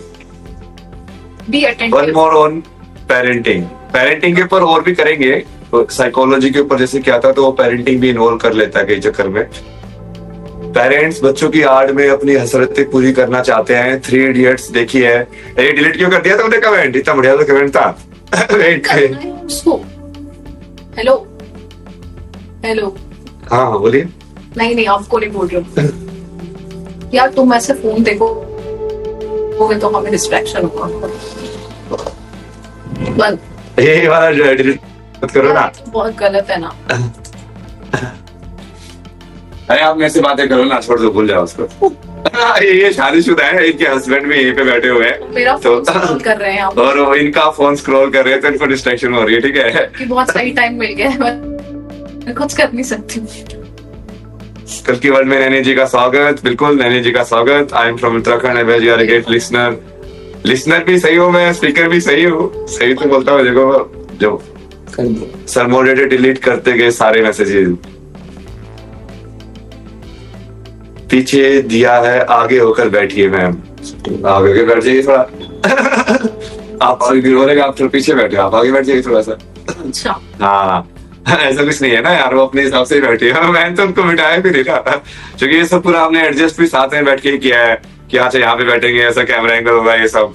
तो ऐसा कुछ नहीं है कि वो मेरा कुछ ऐसे उसमें रोल था, मतलब। From Arunachal Pradesh, love you sir, kindly ignore such type of people who trolls you. वो इग्नोर तो है ही ना, अब तुमने देखा नहीं क्या, मैं तो अपने काम पे ही ध्यान दे रहा हूँ ना। We are trying to establish कल की वर्ल्ड ओनली। सो कल की वर्ल्ड के अंदर बेसिकली ये अलग अलग टाइप के लोगों को हम बुलाते हैं, so that we can talk about different stuff and then we can relate that to spirituality.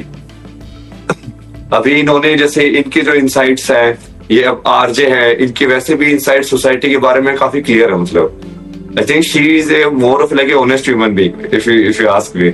And मैंने इनको लाइक ऑफ जब शुरू में नहीं किया था वही बोला था कि यही एक्चुअली स्पिरिचुअलिटी है। मतलब जो इंसान बिल्कुल ईमानदारी से, जो उसको नहीं पता तो नहीं पता बोलता है, जो उसको पता हो तो पता हो बोलता है, जो उसको जैसे लगा कि यार ये वाली चीज मुझे ऐसी लगी एंड दे एक्सप्रेस इट, वही तो ऐसी स्पिरिचुअलिटी। लाइक उसके अलावा क्या, तुम बाकी तो तुम भगवान का नाम कितना भी जपते रहो, वो सब करते रहो। वो एक है ना, वो श्लोक है कि मुहावरा है, क्या वो लाइन कि बाकी मन को धोया नहीं, बाकी सब शरीर को धो लिया, संसार को ठीक कर लिया तो क्या फायदा होगा। ये मन तेरा वैसा का वैसा है तो, बट जिसका मन ठीक है बाकी उसका कुछ भी खराब हो वो भगवान को पा ही लेगा। मतलब क्योंकि वो सही डायरेक्शन में जा रहा है। How to handle kids obsessed with screen time? I guess उसके लिए बहुत मेहनत पेरेंट्स की लगेगी जो करना नहीं चाहते। ये तो बहुत बड़ी प्रॉब्लम है आज के टाइम मैंने अपने क्योंकि ये बच्चों से ही 2 साल के बच्चे फोन पे एडिक्टेड है। वो दूध नहीं पीते हैं, कुछ और नहीं करते हैं, लेकिन उनको यदि वो फोन पे वीडियो गेम नहीं तो पर आप समझो ना कि वो एडिक्ट हुए कैसे। मतलब आपने ही, वो पैदा होती तो उसको कुछ हाथ में लग नहीं गया था कि नशा करके आया वो एडिक्शन फोन का, बट आपने ही चूज किया ना कि आपने सोचा कि नहीं समझ रहे तो उसे फोन दे दिया। बहुत बार ऐसा होता है कि हम बिजी हैं, हम टाइम नहीं दे पा रहे हैं तो हम फोन दे देते हैं। पहले हम लोग, मतलब एज अ, मेरी कोई ऐसी बहुत एज नहीं है बट स्टिल मैंने भी वो कहानियां सुनी है, ठीक है, मैंने गेम्स खेले। मतलब हमारे पेरेंट्स को ये चीज तो बहुत अच्छी आती थी, या ये कह सकते हैं उनके पास ऑप्शन नहीं था, उनको नेचुरली एंगेज करना आता था बच्चों को, ठीक है। रात में सोते वक्त मतलब कौन सा हमने फोन चलाया, कोई फोन नहीं था हमारे पास। कहानी सुन के हमारी इमेजिनेशन डेवलप हो रही थी ना, कि हम कहानी सुनते थे, हम उसी से हमारी इमेजिनेशन शायद तभी बचपन से डेवलप होनी शुरू होती है। बट अभी क्या है, आपको कोई डेवलप करना ही नहीं है इमेजिनेशन, आपके पास फोन है। इवन वो फोन देख देख के आप इतने ब्लॉक हो जाते हैं बच्चे कि जब आप उनके साथ खेलना चाहो तो वो इरिटेटेड रहते हैं। तो आई गेस ये तो बहुत सिंपल है, आपने ही वो एडिक्शन उनको लगाया। तो जो वो एडिक्शन इसलिए कि अटेंशन नहीं मिल रहा, अटेंशन नहीं मिल रहा, एग्जैक्टली। पर फोन उनको दिया किसने सबसे पहली बात तो यही है ना, वो कितने कितने टाइम के लिए दिया। मैं ऐसे बहुत सारे पेरेंट्स को भी जानती हूँ जो बहुत मेहनत लगती है, पर उन्होंने अपना स्क्रीन टाइम का तो ले ही रखा है, एक रूल बना रखा है, पर अपने बच्चों के स्क्रीन टाइम का भी रूल बना से ज्यादा मेहनत करनी पड़ती है कि वो बच्चों को अटेंशन दे। उन्हें उस उम्र में जितना प्यार की जरूरत है या उनके ब्रेन को जितना अटेंशन की जरूरत है वो उसे दे, जैसे कि बड़े होके वो उन्हें परेशान ना करे। तो ये आई गेस अच्छी चीज है, आजकल के मॉडर्न पेरेंट्स भी समझते हैं, बट सेम तो पेरेंटिंग बड़ी मेहनत वाली चीज है। मतलब जितना मैंने समझा है, जितना आज हमने जितना डिस्कस किया है कि it's not an easy thing to be a parent. बिल्कुल। तो आपके हिसाब से एक पेरेंट को कैसे प्रिपेयर होना चाहिए? जैसे मान लो अब आप पेरेंट बनोगे कभी लाइफ में, so what things you will take care which maybe you didn't get? सबसे पहले तो मैं, मतलब हो सकता है इस पे बहुत ज्यादा ऑब्जेक्शंस आए, बट मैं इस बात में बिल्कुल बिलीव नहीं करती कि जब जिंदगी में कुछ भी अच्छा नहीं चल रहा हो तो बच्चा पैदा कर लो सब सही हो जाता है। भाई नहीं होता सही। बच्चे को लाइफ का एम मत बनाओ, आप ये बोल रहे हो। लाइफ उसका मीनिंग ऑफ लाइफ बच्चे को मत बनाओ, तुम्हारे पास खुद का मीनिंग ऑफ लाइफ होना चाहिए। मतलब एग्जैक्टली। अगर आप स्पिरिचुअल पर्सन हो, अगर आप भगवान को मानते हो, अगर आप धर्म में मानते हो, तो आप सोचो कि ये इससे ज्यादा दुखद और बुरी चीज क्या हो सकती है कि आपने एक ह्यूमन बीइंग को इस धरती पर ले आए जबकि आप केपेबल नहीं थे उसको संभालने के, जबकि आप खुद किसी मेंटल प्रॉब्लम से जूझ रहे थे जो कि आपको पता भी नहीं है, आप एक्सेप्ट भी नहीं करोगे, और आप खुद परेशान थे, इतने कॉन्फ्लिक्ट्स आपकी लाइफ में चल रहे थे, और अभी आपने बस उसे लेकर आ गए हो। अभी चल रहा है काम जैसे चल रहा है, बड़ा हो रहा है जैसा हो रहा है, but this is not right ना। एक ऑप्शन ये भी तो, first unless you are fit, unless you think that you are fit to be parent and you are not making child the meaning of your life, कि अब ऐसा नहीं कि तुम लाइफ में बोर हो गए हो कि अब तुमका यार जो भी हो गया मोनोटोनस लाइफ हो गई, अब क्या करें, तो बच्चा पैदा कर लो तो कुछ और नया ड्रामा मिल जाएगा तुमको। यदि वो वाली सोच है तो मत करो। इनके पहला सजेशन तो यही है। दूसरा सजेशन ये है कि सबसे बड़ी प्रॉब्लम हमारे यहाँ यही है कि एक टाइम लिमिट तय की गई है कि भाई बच्चा होना ही चाहिए अकॉर्डिंग टू मेडिकल साइंस और एक एज होती है, मैं बिल्कुल भी डिनाई नहीं करती इस चीज से। 100% एक एज होती है, क्योंकि मैं उस थ्योरी में नहीं बिलीव करती कि एम्बिशियस खुद का पहले बहुत कुछ करना है, बहुत कुछ करना है, फिर बच्चा पैदा करना है। मेरे लिए ज्यादा इंपॉर्टेंट ये है कि अगर आपको लगता है कि आपकी एज है, फॉर एग्जाम्पल 30 के बाद आप नहीं बच्चा पैदा कर पाओगे, मेडिकल बहुत सारे इश्यूज हो जाते हैं, तो जब आपको ये पता है तो बाय द एज ऑफ 20 ये डिनाई करने से कि अभी शादी नहीं करनी, अभी कौन बच्चे की बातें करता है, ये सब एक्सेप्ट कर लो कि फ्यूचर में ये सब कुछ होने वाला है, और तभी से अपनी मेंटल हेल्थ पर, खुद को हेल्दी बनाने पे काम करने लगो। जो भी होता है सेल्फ लव की जर्नी होती है, खुद में खुश रहने की जर्नी होती है, क्योंकि जब तक आप, मुझे तो ये समझ में आया, क्योंकि बहुत टाइम तक, अभी भी शायद मैं सीख ही रही हूँ कि हम खुद से नहीं करते भाई प्यार, हम दूसरों में ढूंढते रहते हैं, परेशान होते रहते हैं, चाहे वो कोई भी हो। और मतलब मेरे तो मिस्टर हस्बैंड भी यहाँ बैठे हैं, बट सीरियसली आपको माँ बाप में नहीं मिलेगा, आप पति में ढूंढोगे, पति में नहीं मिलेगा, फिर कहीं और ढूंढने लगोगे, तो ये एंडलेस जर्नी है, ढूंढते ही रहोगे। तो इससे बेहतर है कि एट द एज ऑफ 20, 19, 18 आप सबसे पहले ये सब सीखना शुरू कर दो, फिर आराम से करो ना यार बच्चा पैदा, वो भी खुश रहेगा, आप भी खुश रहोगे। नहीं तो आप पति पत्नी लड़ते रहोगे फ्रस्ट्रेशन में। जो क्या सीखना शुरू करो? सेल्फ लव सीखना शुरू कर दो। एक बार ये चेक कर लो कि सच में आपकी मेंटल हेल्थ तो सच में ठीक है ना। हमें नहीं पता होता, हम सारे ब्लड टेस्ट और ये टेस्ट कराते हैं, बट कोई इसमें बहुत बुरी बात नहीं है कि आप मिल लो किसी थेरेपिस्ट से, आपको थोड़े भी कुछ अपने ट्रेट्स दिख रहे हैं कि आपको लग रहा है कि आपको बहुत ही गुस्सा आता है, अननेसेसरी आप गाली देते हो, या आपको कुछ और प्रॉब्लम्स हैं, आपकी पर्सनैलिटी कुछ टाइम कुछ और होती है, कुछ टाइम कुछ और होती है, या फिर आपको बहुत ज्यादा अटैचमेंट इश्यूज हैं, 4 दिन आप किसी से बात करते हो, एकदम वो आपको इग्नोर करने लग जाएगा, आप पैनिक होने लग जाते हो, अरे भाई मैंने तो उसको इतना टाइम दिया। बहुत सारी छोटी छोटी चीजें होती हैं तो बहुत बड़ी बन जाती हैं बाद में जाके। तो अगर मुझे, मतलब मैं खुद को बहुत अभी भी प्रिविलेज मानती हूँ कि शायद मुझे बहुत धीरे धीरे सब पता चलना शुरू हो गया, बट अगर सोचो मुझे 19-20 साल में ये सब कुछ पता चल जाता और तब मैं काम करती, तो आज मैं मतलब। हाँ तो सही है ना, जैसे आपने जान लिया, अब आप बताओगे तो 19-20 वाले भी पॉडकास्ट देख रहे होंगे ना, they will get to know कि हाँ भाई ये चीज इम्पोर्टेंट है, they will work on it, right? So that is the main aim only, no? To share your story so that people can see like, okay, हाँ, this is how she did it. Exactly. So maybe this is how you can understand life also yourself. तो यही है basic, मतलब बहुत simple चीज है। और आप स्पिरिचुअलिटी में कैसे है, अब ये बताइए मुझे। स्पिरिचुअलिटी में कैसा है, देखो मतलब आप क्या भगवान को मानते हो? मैं बिल्कुल भगवान को मानती हूँ, बट मेरा वही कॉन्सेप्ट है कि भगवान क्या है आपके लिए, मतलब भगवान एक एनर्जी है। मतलब मैं सच में बहुत ज्यादा ऐसे बिलीव नहीं करती कि ये वाले भगवान है, क्योंकि मैं जैन हूँ, तो जैनिज्म एक बहुत अलग थ्योरी पे काम करता है, ऑल्दो एक बहुत अच्छा मैसेज भी देता है कि जियो और जीने दो, लाइफ का फंडा यही होना चाहिए, पर हम इस पे भी फोकस नहीं करते, क्योंकि हम ना खुद जीते ना जीने देते हैं। हमारी थ्योरी ऐसे काम जैन के बारे में पढ़ा आपने? महावीर जैन के बारे में पढ़ा है, बहुत कुछ नहीं बट पढ़ा है। तो धर्म के बारे में मेरी फिलॉसफी बहुत सीधी सी है कि सिर्फ किताबें पढ़ना, बहुत लंबे लंबे जाप देना, जो मैंने अपने घर में भी देखा है, बाकी लोग भी करते हैं, मंदिर जाना सोमवार मंगलवार, ये बहुत अच्छी बात है, बट उस धर्म को फॉलो करने में मैं ज्यादा बिलीव करती हूँ। मतलब इंसानों के प्रति थोड़ा काइंड रहना, और ये जो सारी चीजें होती हैं कि सामने वाले का दुख इसलिए नहीं, एक अच्छा इंसान बनना, मतलब आप इंसानी धर्म को बहुत मानते हैं। हाँ, और एक्चुअल में वही धर्म होता है, जो लोग धर्म को रिलीजन समझने लगे आज के टाइम में। एग्जैक्टली। धर्म का एक्चुअल मतलब होता है कि तुमको जब मानव शरीर में आए हो तो तुमको अपने रोल को कैसे निभाना है, बिल्कुल उसकी जो गाइडेंस देता है वो धर्म देता है। अब महावीर जैन ने भी जो धर्म दिया वो भी वही है, बुद्ध ने जो धर्म दिया वो भी वही है, शांति। इन अ वे कि वो बताना कि तुम्हारी लाइफ का मतलब क्या है, तुमको, तुम मनुष्य तो बन गए हो और तुम्हें यहाँ पे आके तुमको अलग अलग थ्योरीज बता दिया लोगों ने कि ऐसा है वैसा है, पेरेंट्स तुमको अलग अलग थ्योरी बताते हैं, दुनिया ऐसी है दुनिया वैसी है।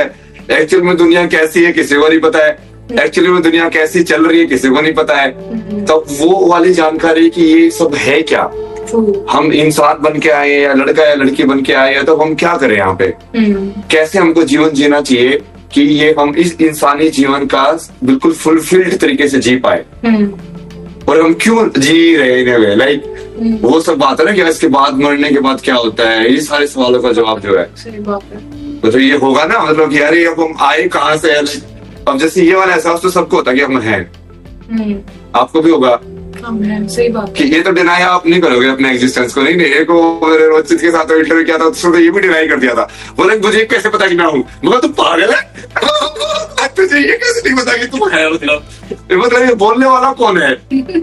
उसको भी तो पता ही होगा ना, जो बोल रहे हैं उसको ये तो पता ही कि वो है। वही जो अपने सेल्फ कॉन्शियसनेस को कैसे डिनाई कर सकते हो? वो तो अनडिनाइबल चीज है। ट्रू। लाइक हम चेतन हैं, हम यहाँ पे बैठे हुए हैं, you can not deny it, right? True 100%। तो उसके बाद वो चेतन होने के बाद फिर मुझे जो एहसास होते हैं, अच्छे बुरे का एहसास, पेन प्लेजर का एहसास, कि कोई चीज बढ़िया लगती है, कोई चीज खराब लगती है, फिर हम अपने से पुराने जीवन में कभी शादी करना, बच्चे करना, ये पूरा जॉब का गेम, एग्जाम्स का गेम, ये अलग अलग गेम खेलते हैं यहाँ पे, और जाके वो बनना तो काशी की फसमी है। मतलब ये सबको पता है, बट एक आधे लोग तो वो उस चक्कर में जीवन में भूल जाते हैं इस सत्य को। जैसे आपने बताया ना, जैसे कोविड के टाइम पे बहुत सारे लोगों को रियलाइज हुआ, अरे लाइफ बड़ी ट्रांजिएंट है यार, कभी भी खत्म हो सकती है, इसको एंजॉय करो, इसको पूरा जियो। बट वो लोग जनरली क्यों भूल जाते हैं? जनरली भूल जाते हैं क्योंकि हम इतना ऑक्यूपाइड कर लेते हैं खुद को, मतलब इस चीज में, मतलब जो भी हमारी डेली की चीज होती है। फॉर एग्जाम्पल बच्चों के लिए कुछ करना है, इसको तहावी कर लिया। नहीं, बट उस चीज को याद करके भी वो चीज नहीं की जा सकती क्या? मतलब कि हम हमेशा ये भी याद रखें कि यार लाइफ में कभी भी कुछ भी हो सकता है, nothing is granted, so we have to live everything completely also, and still we can plan, like we can live in present but still we can work for future also.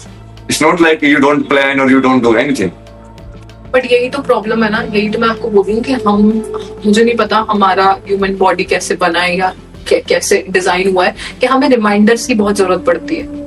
Covid में हमें इसलिए याद रहा क्योंकि daily daily daily daily एक call आ रहा था, ये चले गए, एक कॉल आ रहा था, ये चले गए, तो वो डर कंटिन्यू था। कोविड के बाद भी आप देखो ना, कितने दिन तक हमने सैनिटाइजर और मास्क यूज किए, कोई नहीं किया। जैसे ही वो डर हल्का हल्का हमें लगता है कि अब सब ठीक है, सब ठीक है, हम सब भूल जाते हैं।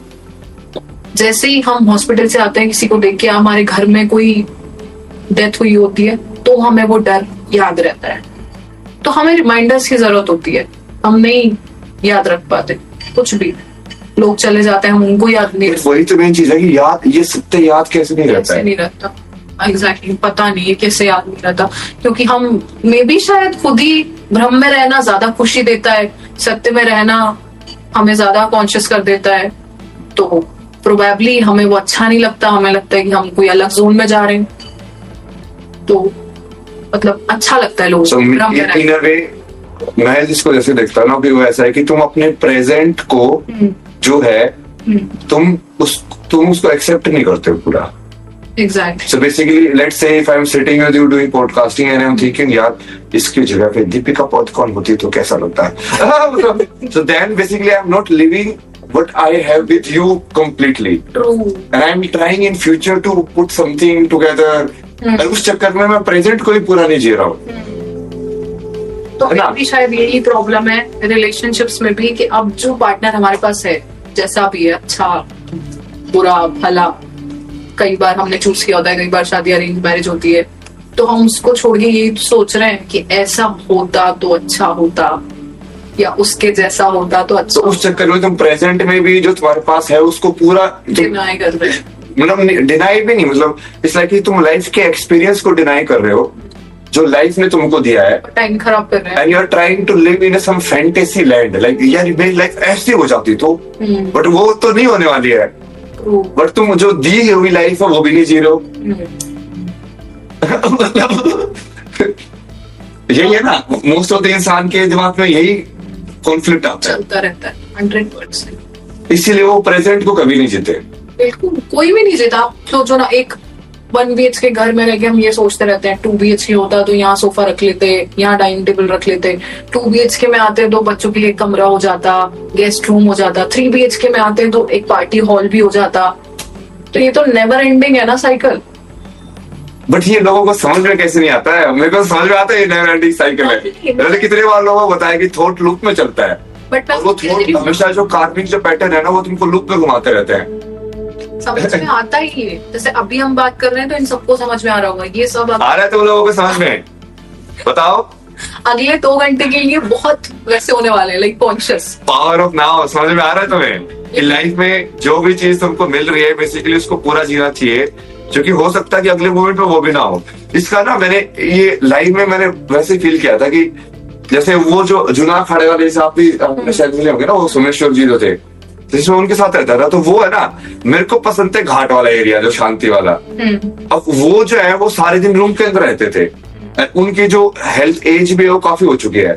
अब उनको पसंद था कि बाजार में घूमे। मैं उनको बार बार बोलता था नहीं यार बाजार में घूमने नहीं जाएंगे, मतलब मेरे को पसंद है भीड़ भाड़ कर, मैं तो घाट के ऊपर बैठना गंगा जी के पास, मेरे को वहां पे मजा आता है। अब फिर बाद में मेरे को समझ में आया कि इस इंसान के लिए शोर भी शोर नहीं है, क्योंकि उसको ये लग रहा है कि कल को ये शोर भी नहीं रहेगा। जिसको सही में मौत दिख रही हो उसको तो यही लगेगा ना यार कल को मेरे को ये भी नहीं रहेगा, तो कम से कम इसका तो एंजॉय करूं। तो मैं बैठ के उसको वैसे देख रहा हूँ कि ये शोर और म्यूजिक है, बट उसके लिए तो वो शोर भी एक एक्सपीरियंस है जो कि वो प्रिजर्व करना चाहता है। बट वो चीज हमको तभी ज्यादा रियलाइज होती है जब हमारी डेथ ज्यादा करीब हो। वो जनरली क्यों नहीं रियलाइज होती कि लाइफ में हर एक एक्सपीरियंस जो दिया गया है, चाहे वो पेन का हो चाहे प्लेजर का हो, वो बोनस एक्सपीरियंस, वो एक एक्सपीरियंस है। तुमको एक्सपीरियंस करने को तो मिला ना भाई कुछ। वैसे भी कुछ फर्क तो पड़ने नहीं वाला उसका फाइनली। लाइक जो भी लाइफ की स्टोरी होगी फाइनली, लाइक वो तुमको कुछ लेके तो जाओगे नहीं साथ में, कुछ होगा भी नहीं। ये धरती के ऊपर भी कितने सारे बड़े बड़े राजा आके गए, किया ये किया वो किया, किसी ने ये किया, क्या है मतलब कुछ नहीं ना, वही धरती है आज भी। लेकिन इस जमीन पे हम खड़े, इसके ऊपर भी कितने लोगों ने फाइट की होगी, कितने युद्ध लड़े गए होंगे। तो आज ये किसके पास है जमीन? किसी के पास नहीं है। अभी कल को भी कोई और फाइट करेगा बट किसके पास रहेगी? किसी के पास नहीं रहेगी। तो इन वे यू रियलाइज कि ये सारी चीजें तो बिल्कुल शैलो है, लाइक इनका तो कोई मतलब ही नहीं है। बट मेन पॉइंट हो कि लोग भूल कैसे जाते हैं ये वाली चीज लोग भूल कैसे जाते हैं कि तुम्हारे पास सिर्फ प्रेजेंट है जीने के लिए, जबकि ये इतना ऑब्वियस फैक्ट है कि तुम्हारे पास सिर्फ प्रेजेंट होता है जीने के लिए, ना पास्ट है ना फ्यूचर है। उसी को पूरा जीना है, चाहे वो कैसा भी हो, चाहे वो दुख वाला भी हो तो भी तुम उसको पूरा जियो, क्योंकि है तो नहीं जीने के लिए तो मिला ना। सही बात है, ट्रू ट्रू। मतलब मॉरल ऑफ द स्टोरी यही है कि रिमाइंडर्स का इंतजार मत करो, या उस दिन का जब तुम्हें को ये बताए कि ये डिसीज हो। मतलब मेरे को बार बार एपिसोड करने पड़े, बार बार पॉडकास्ट करके मैं वही चीज तुमको समझा रहा हूँ, बार बार करके तुमको वही चीज पॉइंट आउट करूँ, वो मत करो ना। कितनी बार हम तो इसी चीज को डिस्कस करते रहते हैं बार बार, पावर ऑफ नाउ, प्रेजेंट, क्योंकि स्पिरिचुअलिटी तो यही है, प्रेजेंट में रहना। प्रेजेंट में रह के ही लाइफ पूरी जी जा सकती है। जैसे वैसे जब इस जयपुर के अंदर ही ना JK लक्ष्मीपति यूनिवर्सिटी है, तो जब आपने जो वो सीरीज देखी थी ना थॉट सीड्स मैंने दिखाई थी, उसी टाइम के आसपास मेरे को यहाँ पे गेस्ट लेक्चर लेने के लिए बुलाया था उन्होंने UI UX के ऊपर। अच्छा। तो मैं वो जो मैं जो पढ़ा रहा था क्लास, वो सेकंड ईयर वाली थी, फिर मैं वो फर्स्ट ईयर वाले कोई तो प्रेजेंटेशन कर रहे थे, तो उसको देखने के लिए गया। तो मेरे से पूछते हो कि सर मैं चाहता हूँ कि मैं ये भी सीख लूं, मैं वो भी सीख लूं, ऐसा भी कर लूं, वैसा भी कर लूं, आप बताइए बेस्ट तरीका क्या है? मैं बेस्ट तरीका कि तू अभी जो सीख रहा है ना उसको पूरी तरीके से सीख ले, ताकि उसको तेरे को रिविजन ना करना पड़े। तू बाकी क्या सीखेगा क्या नहीं सीखेगा वो भूल जा। अभी जो तू बेसिक सीख रहा है उसको यदि तूने बढ़िया से सीख लिया तब तू नेक्स्ट स्टेप बढ़िया तरीके से पहुंच पाएगा। बट उसको वो सजेशन अच्छा नहीं लगा, क्योंकि वो जनरली चाहता था कि वो थर्ड ईयर वाले ऐप बनाना सीख ले अभी के अभी, है ना। उसको फंडामेंटल्स में कि सिमेट्री क्या होती है, हार्मनी क्या होती है, वो सिखा रहे हैं डिजाइन के अंदर। बट उसको उसमें इंटरेस्ट नहीं है, उसका ऐप बनाने में इंटरेस्ट है। मैं उसको वही बोला कि तू जो अभी जो एक्सपीरियंस कर रहा है ना, यदि उसको तू पूरी तरीके से एक्सपीरियंस करके पूरी तरीके से नहीं जिएगा तो तू बाद के जो एक्सपीरियंस अगेन वही चीज होगी ना, वो फ्यूचर में प्लान कर रहा है, क्योंकि वो प्रेजेंट उसको अच्छा नहीं लग रहा है। बिल्कुल 100%। तो यही मेन चीज में अटकता है इंसान। और जब वो फ्यूचर मान लो उससे भी खराब हो गया तो वो उस पास्ट को मिस करता है। फिर वो तो सोचता है फ्यूचर बेटर होगा, तो एक बार खराब जो है वो भी चला जाता है। कि मान लो तुम्हारे पास अभी 1 लाख रुपए है, तुम चाहते हो कि 2 लाख की सैलरी हो जाए, बट वो 1 लाख की सैलरी से 50,000 सैलरी भी तो हो सकती है। सही बात है। जो 50,000 रही थी मिस करते यार 1 लाख ही बढ़िया थी बट वो तुमको तब क्यों नहीं रियलाइज हुआ है कि 1 लाख भी बहुत है। बिल्कुल तो ये इंसान ये इसी चक्कर में, इसी मेंटल उसमें जो परेशान। प्रेजेंट में जो है उसको पूरी तरीके से यूज नहीं करता है कि यार प्रेजेंट में मेरे पास इतने रिसोर्सेज हैं, ये सब चीजें हैं, मैं इसको तो पूरा जी लूं। कि यदि मेरे पास सिर्फ चाय पीने के लिए है तो मैं चाय को भी पूरे तरीके से टेस्ट करके जियो कि ये आखिरी चाय है मेरी, सही बात। क्योंकि हो भी सकती है आखिरी चाय। इसलिए लोग रिग्रेट में जीते हैं, क्योंकि वो अपनी दुनिया में व्यस्त रहते हैं। फिर मान लो किसी के साथ कुछ हो जाए, फिर रिग्रेट में होते हैं, यार उसके साथ आखिरी बार बात ऐसे हुई, ये आखिरी बार मिल लेते तो ये होता। अरे यार वो मिल लेते ये होता मतलब क्या है? सही बात है। ये सब तो हाइपोथेसिस है ना, मतलब क्योंकि वो तो किसी के साथ कभी भी हो सकता है। अभी भी मेरे साथ भी हो सकता है, आपके साथ भी हो सकता है, किसी के साथ भी हो सकता है, राइट?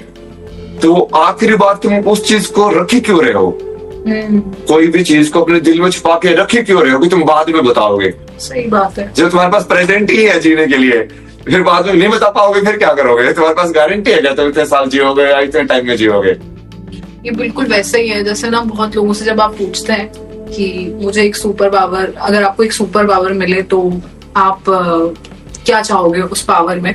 तो बहुत बारी मैंने देखा है कि लोग ये जवाब देते हैं, उसमें लिखते हैं कि मैं लोगों के दिमाग पढ़ना चाहता हूँ, मतलब मुझे पता चल जाए कि इनके दिमाग में क्या चल रहा है। तो एक किसी ने बहुत बढ़िया आंसर दिया था, महाकुंभ में किसी साधु ने आंसर दिया था कि जिस दिन तुम्हें ये और पता चलने लग गया ना, जिंदगी और कठिन हो जाएगी। बिल्कुल कठिन हो जाएगी। क्योंकि तुम क्या होता है कि तुमको सामने वाला दिखता है कि वो क्या है, बट वो तुमको बात अलग कर रहा है और तुमको प्रिटेंड करना पड़ता है कि वो बात है, वो सही है, जबकि तुमको पता ही वो झूठ बोल रहा है। तो तुमको दोनों साइड से गेम खेलना पड़ता है। जिंदगी तो सही में मुश्किल हो जाती है। तो और ये माइंड पढ़ने वाला ये तो हो ही जाएगा टेक्नोलॉजी के हिसाब से, क्योंकि माइंड जो थॉट्स होते हैं वो इलेक्ट्रिक सिग्नल्स ही है। हाँ, सही। तो आजकल ये ऑलमोस्ट उस लेवल पे पहुंच चुके हैं कि हम उस इलेक्ट्रिकल सिग्नल को कैच करके सेंसर्स के थ्रू और उसको डिकोड कर पाए कि क्या सोच रहा है। अब यदि वो हो गया फिर क्या होगा समाज के अंदर? तो वही बात है ना, टेक्नोलॉजी बढ़ना प्रॉब्लम नहीं है, टेक्नोलॉजी हैंडल करना नहीं आता ये प्रॉब्लम है। क्योंकि टेक्नोलॉजी बढ़ रही है, ऑब्वियसली उसके इतने सारे प्रोज हैं, वो अच्छी तरीके से यूज हो रहे हैं, बट आप इस सारी टेक्नोलॉजी से देखो ना, हमसे हैंडल कहाँ हो रही है। अब हमारे पास फोन है भाई, हम वापस घूम के आ जाते हैं बात पे। तो उस फोन का यूज क्या और यूज क्या हो रहा है? बच्चे कोको मेलन और दिन रात वो देख देख के अपना दिमाग खराब कर रहे हैं। 2-2, 4-4 साल की उम्र में जब बोलना सीख रहे हैं तो गालियां दे रहे हैं वो कार्टून कैरेक्टर्स की तरह। तो इस्तेमाल हमें हो नहीं पा रहा है ना कि सही कैसे करना है। उससे तो बहुत कुछ हो सकता है, बट क्या हो रहा है? तो शायद हमें बहुत सारी चीजें तब मिल जा रही है जब हम तैयार ही नहीं है। क्या हम एआई के लिए तैयार है? जो लोग सही यूज कर रहे हैं ऑब्वियसली वो बहुत अच्छा काम कर रहे हैं, लेकिन जो तैयार नहीं है वो क्या कर रहे हैं? कुछ भी कर रहे हैं, 2 लोगों को साथ बैठे पता नहीं क्या जोड़ दे रहे हैं, वीडियो बना दो किसी की, कुछ भी कर लो, वो तैयार नहीं है। वो नहीं, क्योंकि वो तो ह्यूमन टेंडेंसी वैसी है ना।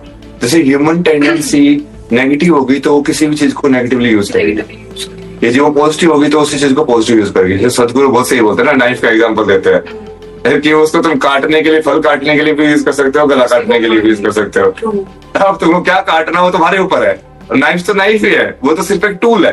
पर वही तो बात है कि जिसको एजुकेशन ही नहीं है उस नाइफ का, ठीक है, या कोई क्रिमिनल माइंडेड है अगर मैं ऐसे बोलूं, जो उस नाइफ का गलत यूज कर सकता है, तो वो जो एक चीज है वो सबको बराबर बट रही है ना।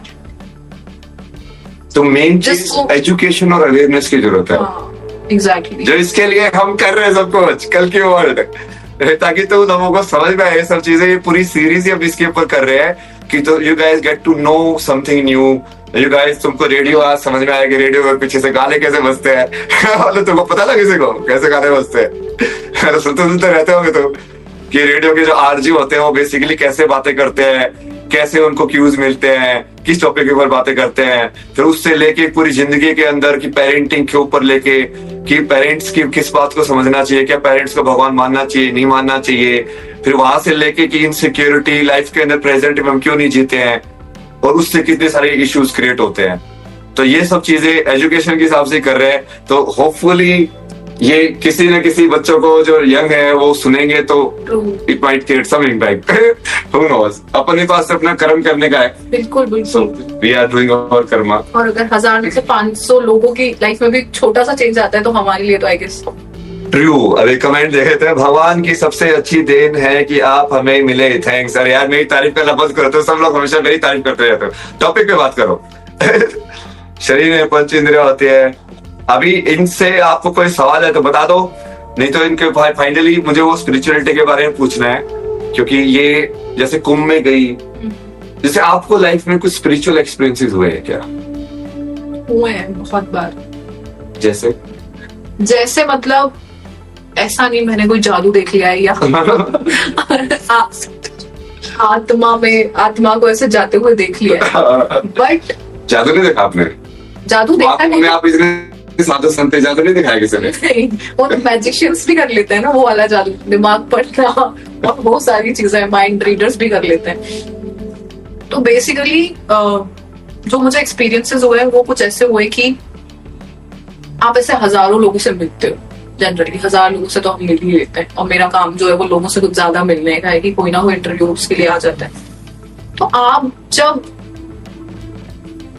उनसे मिलते हो, अपना काम करते हो, चले जाते हो, बट कुछ ऐसे चुनिंदा लोग होते हैं जिनसे मिलके या तो आपको 2-3 दिन तक ऐसा फील होता है कि आपके साथ क्या ही हो गया, या कोई सडन चेंज आता है, सब कुछ अच्छा होने लगता है, या एक बहुत पॉजिटिव एनर्जी आ जाती है आपके अंदर। तो ऑब्वियसली वो एनर्जी होती है, क्योंकि सबके साथ मिलके तो नहीं होता, कुछ लोगों के साथ तो मिलके ऐसे ड्रेन हो जाता है, आपका दिमाग खराब हो जाता है। तो 2-4 वो एनर्जी फील होती है, एनर्जी फील होती है। तो रिसेंटली महाकुंभ में भी हुई, लेकिन एक जैसे मैंने बताया कि मैं जैन हूँ, तो मे भी बहुत सारे लोग जानते होंगे कि हमारे एक बहुत बड़े गुरु थे जो अभी नहीं है, विद्यासागर जी। प्रोबेबली आपने उनका नाम सुना हो। तो एक चीज मैं बहुत मानती हूँ, मतलब मुझे यहाँ पे थोड़ी हिपोक्रेसी नहीं दिखती है कि एटलीस्ट अगर उन्होंने दुनिया, संसार, घर परिवार छोड़ दिया तो वो उस चीज को फॉलो करते हैं। वो कभी गाड़ी में नहीं बैठते, वो कपड़े नहीं पहनते, वो पैरों में चप्पल नहीं पहनते, वो दवाई नहीं खाते, कुछ भी। सोते हैं तो वो एक ऐसे पलंग पे सोते हैं जिसपे कोई बिस्तर नहीं है, सिर्फ चटाई का यूज करते हैं। कोई साबुन, कोई तेल, कोई क्रीम, कोई पाउडर यूज नहीं करते हैं। महिलाओं को दूर दूर तक उनके आसपास भी नहीं रहते हैं, मतलब फॉलो किए जाते हैं। तो थोड़ी ये चीज मेरे को अच्छी लगती है। में तो बहुत ज्यादा है ना ये रूल्स और रेगुलेशन। तो बुद्धिज्म में होता ही, तुमको सही में ट्रू बुद्धिज्म देखोगे ना, तो उसमें जो मॉन्क बनने से पहले उनको जो वाउस दिलाई जाती है ना, वो ऐसे 1000 के ऊपर वाउस है, और वो इतनी लाइक स्ट्रिंजेंट वाउस है कि आज के टाइम में तो जनरली कोई फॉलो नहीं करता है उसको। मतलब आई थिंक वो 100 फॉलो करते होंगे, और लोगों ने उसके हिसाब से भी रिड्यूस कर दिया है। क्या उनको लगा यार ये 1000 कौन फॉलो करेगा, ये तो होगा ही नहीं किसी से, तो वो कम से कम ये 100 फॉलो कर लो, ये 5 फॉलो कर लो ऐसे। बट जैन में आई थिंक अभी भी बहुत सारे लोग ऐसे हैं जो बिल्कुल स्ट्रिक्टली फॉलो करते हैं। एग्जैक्टली, मतलब कन्वीनियंट वाला धर्म नहीं होना चाहिए, या तो फिर जो रूल्स है उनको फॉलो कर लो, नहीं तो एक्सेप्ट कर लो कि नहीं हो रहे। तो मुझे लगता है कि यहाँ से मेरे को थोड़ा कन्विंस होने का मौका मिलता है कि नहीं अभी ये लोग कर रहे हैं। और ये लोग फिर ऐसे हिपोक्रेसी नहीं दिखाते कि कुछ हुआ तो गाड़ी में बैठ गए, या किसी बड़ी रेंज रोवर या किसी बड़ी गाड़ी में बैठ के कहीं आ रहे हैं, सब कुछ भी नहीं। तो मैं क्या कर रेंज रोवर बैठ गया था, मुझे हिपोक्रेट बोला नहीं, क्योंकि आप ट्रू हो ना, आप वो दिखा रहे हो ना, आप जो खा रहे हो वो लाइव करके दिखा रहे हो। आप ऐसे थोड़ा ना बोल रहे हो कि अभी कुछ और हो, वैसे कुछ और रहता नहीं। जो कि मेरे हिसाब से तो स्पिरिचुअलिटी वो है ना कि वो किसी भी चीज को ना होना, कुछ भी to be nobody, and to be nobody means like तुम्हारे पास कोई भी नोशन नहीं होना चाहिए। जैसे कल को मैं प्रेमानंद जी की रील देख रहा था, वो बढ़िया मस्त थी, शेयर किया उसको कि उससे वो आगे पूछता है उससे कि महाराज जी मेरे पास बिल्कुल अहंकार नहीं है। तो यही अहंकार है, यही अहंकार आगे बोल रहा है तो बिल्कुल अहंकार नहीं है। मतलब कौन आगे बोलता है ऐसे, जिसके पास नहीं होगा वो ये बोलेगा भी नहीं, उसके दिमाग में नहीं आएगी ना ये बात, उसके दिमाग में नहीं आएगी। सो मैं तो वो नोबडी वाले इसमें बिलीव करता हूँ कि यू जस्ट मर्ज, मतलब कि क्योंकि यदि तुम कोई भी चीज को सही या गलत मान रहे हो, या कोई भी चीज को ऐसे मान रहे हो कि यार ये चीज मुझे अवॉइड करनी है, तो कहीं ना कहीं तुम फिर से उसी टाइम के लूप में फंस जाओगे। Then your mind will keep looking for that thing, right. तुम वो लाइफ को जैसे लाइफ आना चाहती है वो पूरी की पूरी एक्सेप्ट नहीं कर पाओगे, क्योंकि तुमने अपने फिल्टर लगा के रखे हुए हैं कि नहीं ये चीज अलाउड है, ये चीज अलाउड नहीं है। तो यदि तुमको सही में प्रकृति से शादी करनी है, यदि तुमको सही में शिव चेतना में जाना है, तो इन वे तुमको प्रकृति की सारी चीजें एक्सेप्ट करनी पड़ेगी सही बात। कि वो अब कल को आगे गाली दे रहे तो भी ठीक है, महादेव जी आप गाली दे लो। कल को आगे वो पुलिस वाले के रूप में आ रहे हैं, कुछ और कर रहे हैं तो ठीक है महादेव जी आप आगे ये भी कर लो। सही बात। ये सब महादेव ही कर रहे हैं, ये सब भगवान ही कर रहे हैं। मतलब बहुत स्ट्रॉन्ग फेथ होना चाहिए फिर, फेथ या फेथ ही अंडरस्टैंडिंग, लाइक कि जो भी हो रहा है वो फिर नहीं, वो अंडरस्टैंडिंग भी, नॉलेज भी हो सकती है ना, कि तुमको दिख रहा है कि यार इस सब में कोई मतलब नहीं है, मतलब प्रेफरेंसेस से, and you really want to get free, जिसको सही में फ्री बोलते हैं, मुक्ति बोलते हैं इसको, मुक्ति मिल गई इसको, ये बोलते हैं ना स्पिरिचुअलिटी के अंदर। तो मुक्ति क्या है, मुक्त होना क्या है? मुक्त होना तो यही है ना कि इन सब के बीच में ना फंसना। वेरी कि जी आप आज मैंने कपड़े पहनाने के लिए दिए तो कपड़े पहन लिए, कपड़े पहनाने के लिए नहीं बोले तो जैसा था वैसा रह लिया। सही बात है। वही मुक्त है ना, मतलब कि अब तुमको डांस करने के लिए डांस कर दिया, गाने के लिए बोले गा दिया, अब बैठ चुप रहने के लिए बोले चुप बैठ गए, ना सम्मान बात करने के लिए बोला, सम्मान का भय, ना सम्मान का मोह ना अपमान कर रहे हैं।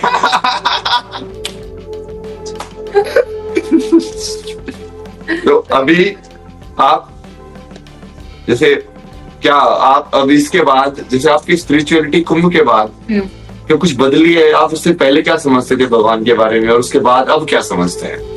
और आप फ्यूचर में लाइक उसका क्या रोल समझते हैं अपनी लाइफ में? क्या लाइफ का पार्ट है स्पिरिचुअलिटी कि वो लाइफ का मीनिंग जानना सबसे पहले बहुत जरूरी है? क्योंकि वो यदि हमने जाना ही नहीं तो हम कोई भी कंक्लूजन कैसे निकाल रहे हैं जब हमको पता ही नहीं है कि लाइफ क्या है? तो हम उस लाइफ के बेसिकली हमको गेम ही नहीं पता है कि कौन सा गेम हम खेल रहे हैं, तो उस गेम के अंदर जाके हीरो बनना कि विलेन बनना वो तो पूरा यूजलेस ही है। सही बात है। तो अभी आप बताइए कि कुंभ के बाद आपकी स्पिरिचुअलिटी पहले कैसे थी और बाद में कुछ बदली तो कैसे बदली, और अभी आप कहाँ पे हैं? मतलब अभी आप क्या मानते हैं कि भगवान क्या है और आप किस तरीके से फॉलो करते हैं? यदि करते हैं तो जरूरी नहीं है ना सारे लोग ऐसे ही हो सकता है कुछ लोग नॉन स्पिरिचुअल भी हो तो वो बताइए कि हम तो नहीं मानते, कोई दिक्कत नहीं है ना अपने को बात करने में। तो सही बात है। तो मुझे मतलब एक चीज कुंभ में देखने को मिली, मुझे वो गाना बहुत पसंद है, गाना नहीं बेसिकली भजन है, पता नहीं किस रूप में आके नारायण मिल जाएगा, ठीक है। तो मैं बहुत ज्यादा बिलीव करती हूँ इस बात पे कि जरूरी नहीं है कि मंदिर जाके भगवान को ही पूजा जाए तभी जाके उनकी सेवा है, क्योंकि हो सकता है कि सच में नारायण किसी भी रूप में मिल जाए, कोई हेल्प मांगने आ जाए बहुत सच्चे दिल से। और कभी कभी आप में, मुझे नहीं पता सबके साथ होता है या नहीं, बट कभी कभी आपको वो सेंस पता लग जाता है कि कौन जेन्युइन हेल्प मांग रहा है और कौन चार लोगों से जाके सेम हेल्प मांग रहे हैं, क्योंकि हर तरह के लोग हैं ना आजकल समाज में, हम देखते हैं कि मांगने वाले भी हर तरह के होते हैं। तो कुंभ में मेरे साथ ऐसी चीजें हुई, मतलब मैं बताना चाहूंगी आपको कि जैसे नारायण को मैं बहुत मानती हूँ, फॉर एग्जाम्पल गुरुवार को, हो सकता है कि मेरे मानने के बाद हुआ या ऐसा मैं मानती हूँ इसलिए मेरे साथ हो रहा है, मुझे नहीं पता, बट अच्छा है जो भी हो रहा है, कि मुझे लगता है कि सारे अच्छे काम मेरे साथ गुरुवार को होता है। 3 नंबर बड़ी मेरी सारी चीजें स्पेशल चीजें, 3 तारीख 3 तारीख, मैं तो 3 ही हूँ। हाँ, इसलिए मैं, मुझे ये भी लगा कि इसलिए मैं आपसे मिली, शायद 2 कनेक्शन के महादेव में काफी बिलीव है। तो कुंभ में भी ऐसा हुआ कि मैं रैंडमली घूम रही हूँ, ठीक है, इतने लोग वहां पे मांगने वाले भी बहुत थे, इतने सारे लोग मांग रहे, पर रैंडमली कोई आया जो कहीं नहीं दिख रहा था इससे पहले, येलो कपड़े पहने, और उसने मांगा भी क्या, कुछ नहीं मांगा, आप मुझे 1 किलो चने की दाल दिला दो। और उस दिन गुरुवार था, ठीक है, गुरुवार को ऐसे मैं बड़ा मानती हूँ कि येलो चीजें, येलो कपड़े पहनो, साई मैंने बिना एक अपना दिमाग लगाए उसे चने की दाल दिला दी, ठीक है। फिर एक दिन ऐसा हुआ कुंभ में घूमते घूमते, क्योंकि मैं बिल्कुल वो नहीं कर रही थी कि यहाँ पे पैसे दान दे दिए, वहां पे पैसे दान दे दिए, यहाँ पे किसी को कुछ दे दिया, बट ऐसे जब भी हुआ तो मैंने कभी उसको डिनाई नहीं किया। फिर एक दिन एक बाबा जी आए जो कहीं नहीं दिख रहे थे, ऐसे कि किसी से मांग रहे हैं, सब लोगों से मांग रहे हैं, वो मुझसे मांगने की बात भी कहीं और मांग रहे हैं, सब कुछ नहीं दिखा। वो आए, उन्होंने रैंडमली बोला मुझे कि कंबल दिला दो, मैंने कंबल दिला दिया और किसी को बताया भी नहीं। मतलब बहुत सेटिस्फेक्शन, वो जो होता है ना कि बहुत प्योर वाली आपको फीलिंग आती है कि सच में कुछ ऐसा हो रहा है कि पता नहीं इस रूप में नारायण मिल जाएगा। उस टाइम बहुत जरूरत होती है कि आप उसे दिमाग ना लगाओ अगर आप बिलीव करते हो।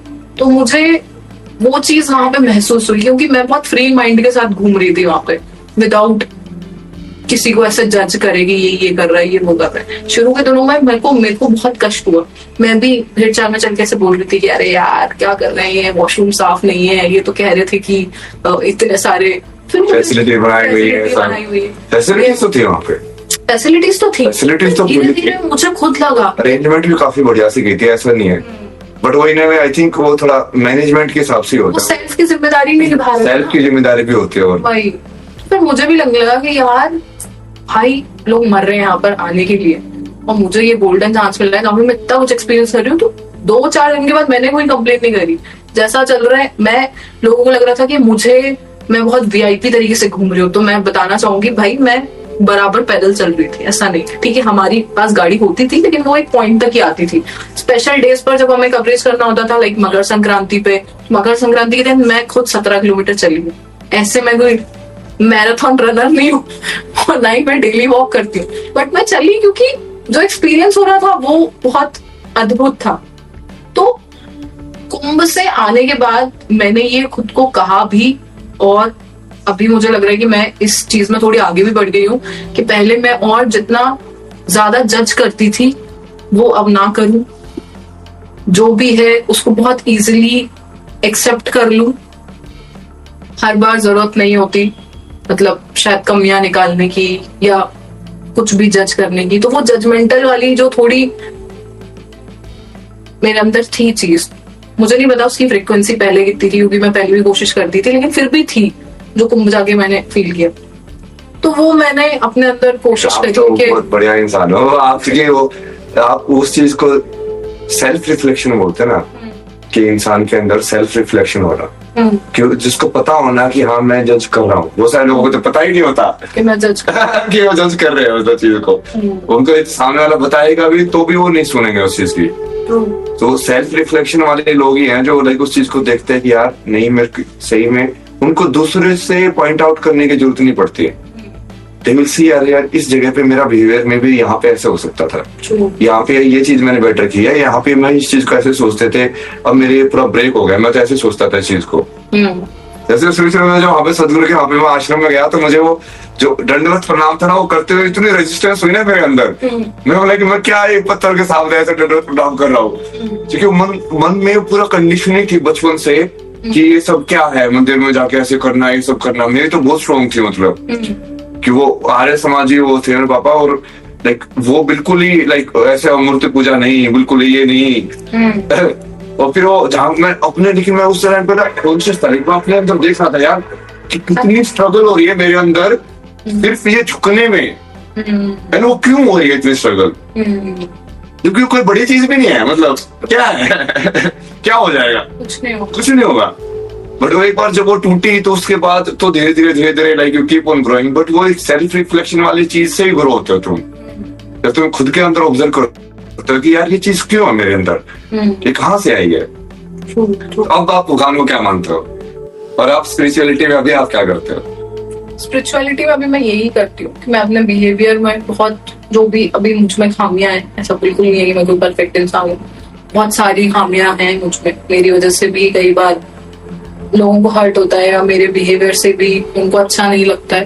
तो मेरा गोल यही है कि वो चीजें ना हो ज्यादातर, और जितना मैं सोसाइटी को हेल्प कर सकूं इन द सेंस, मेरा ये मतलब नहीं है कि बहुत पैसों से या फिर बहुत मैं कोई एनजीओ खोलूं उसके बाद ही हेल्प करूं, बट जितना मैं काइंड हो सकूं ये जानने के बाद कि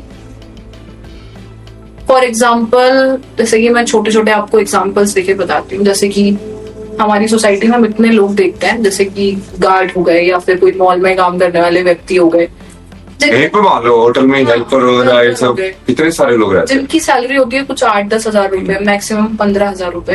तो मैंने कई बार देखा है कि आप मंदिर जाते हो, आप इतना भगवान को मानते हो, आप इतना ज्यादा धार्मिक खुद को बताते हो, बट सेम आपका बिहेवियर इंसानों के साथ बिल्कुल ठीक नहीं।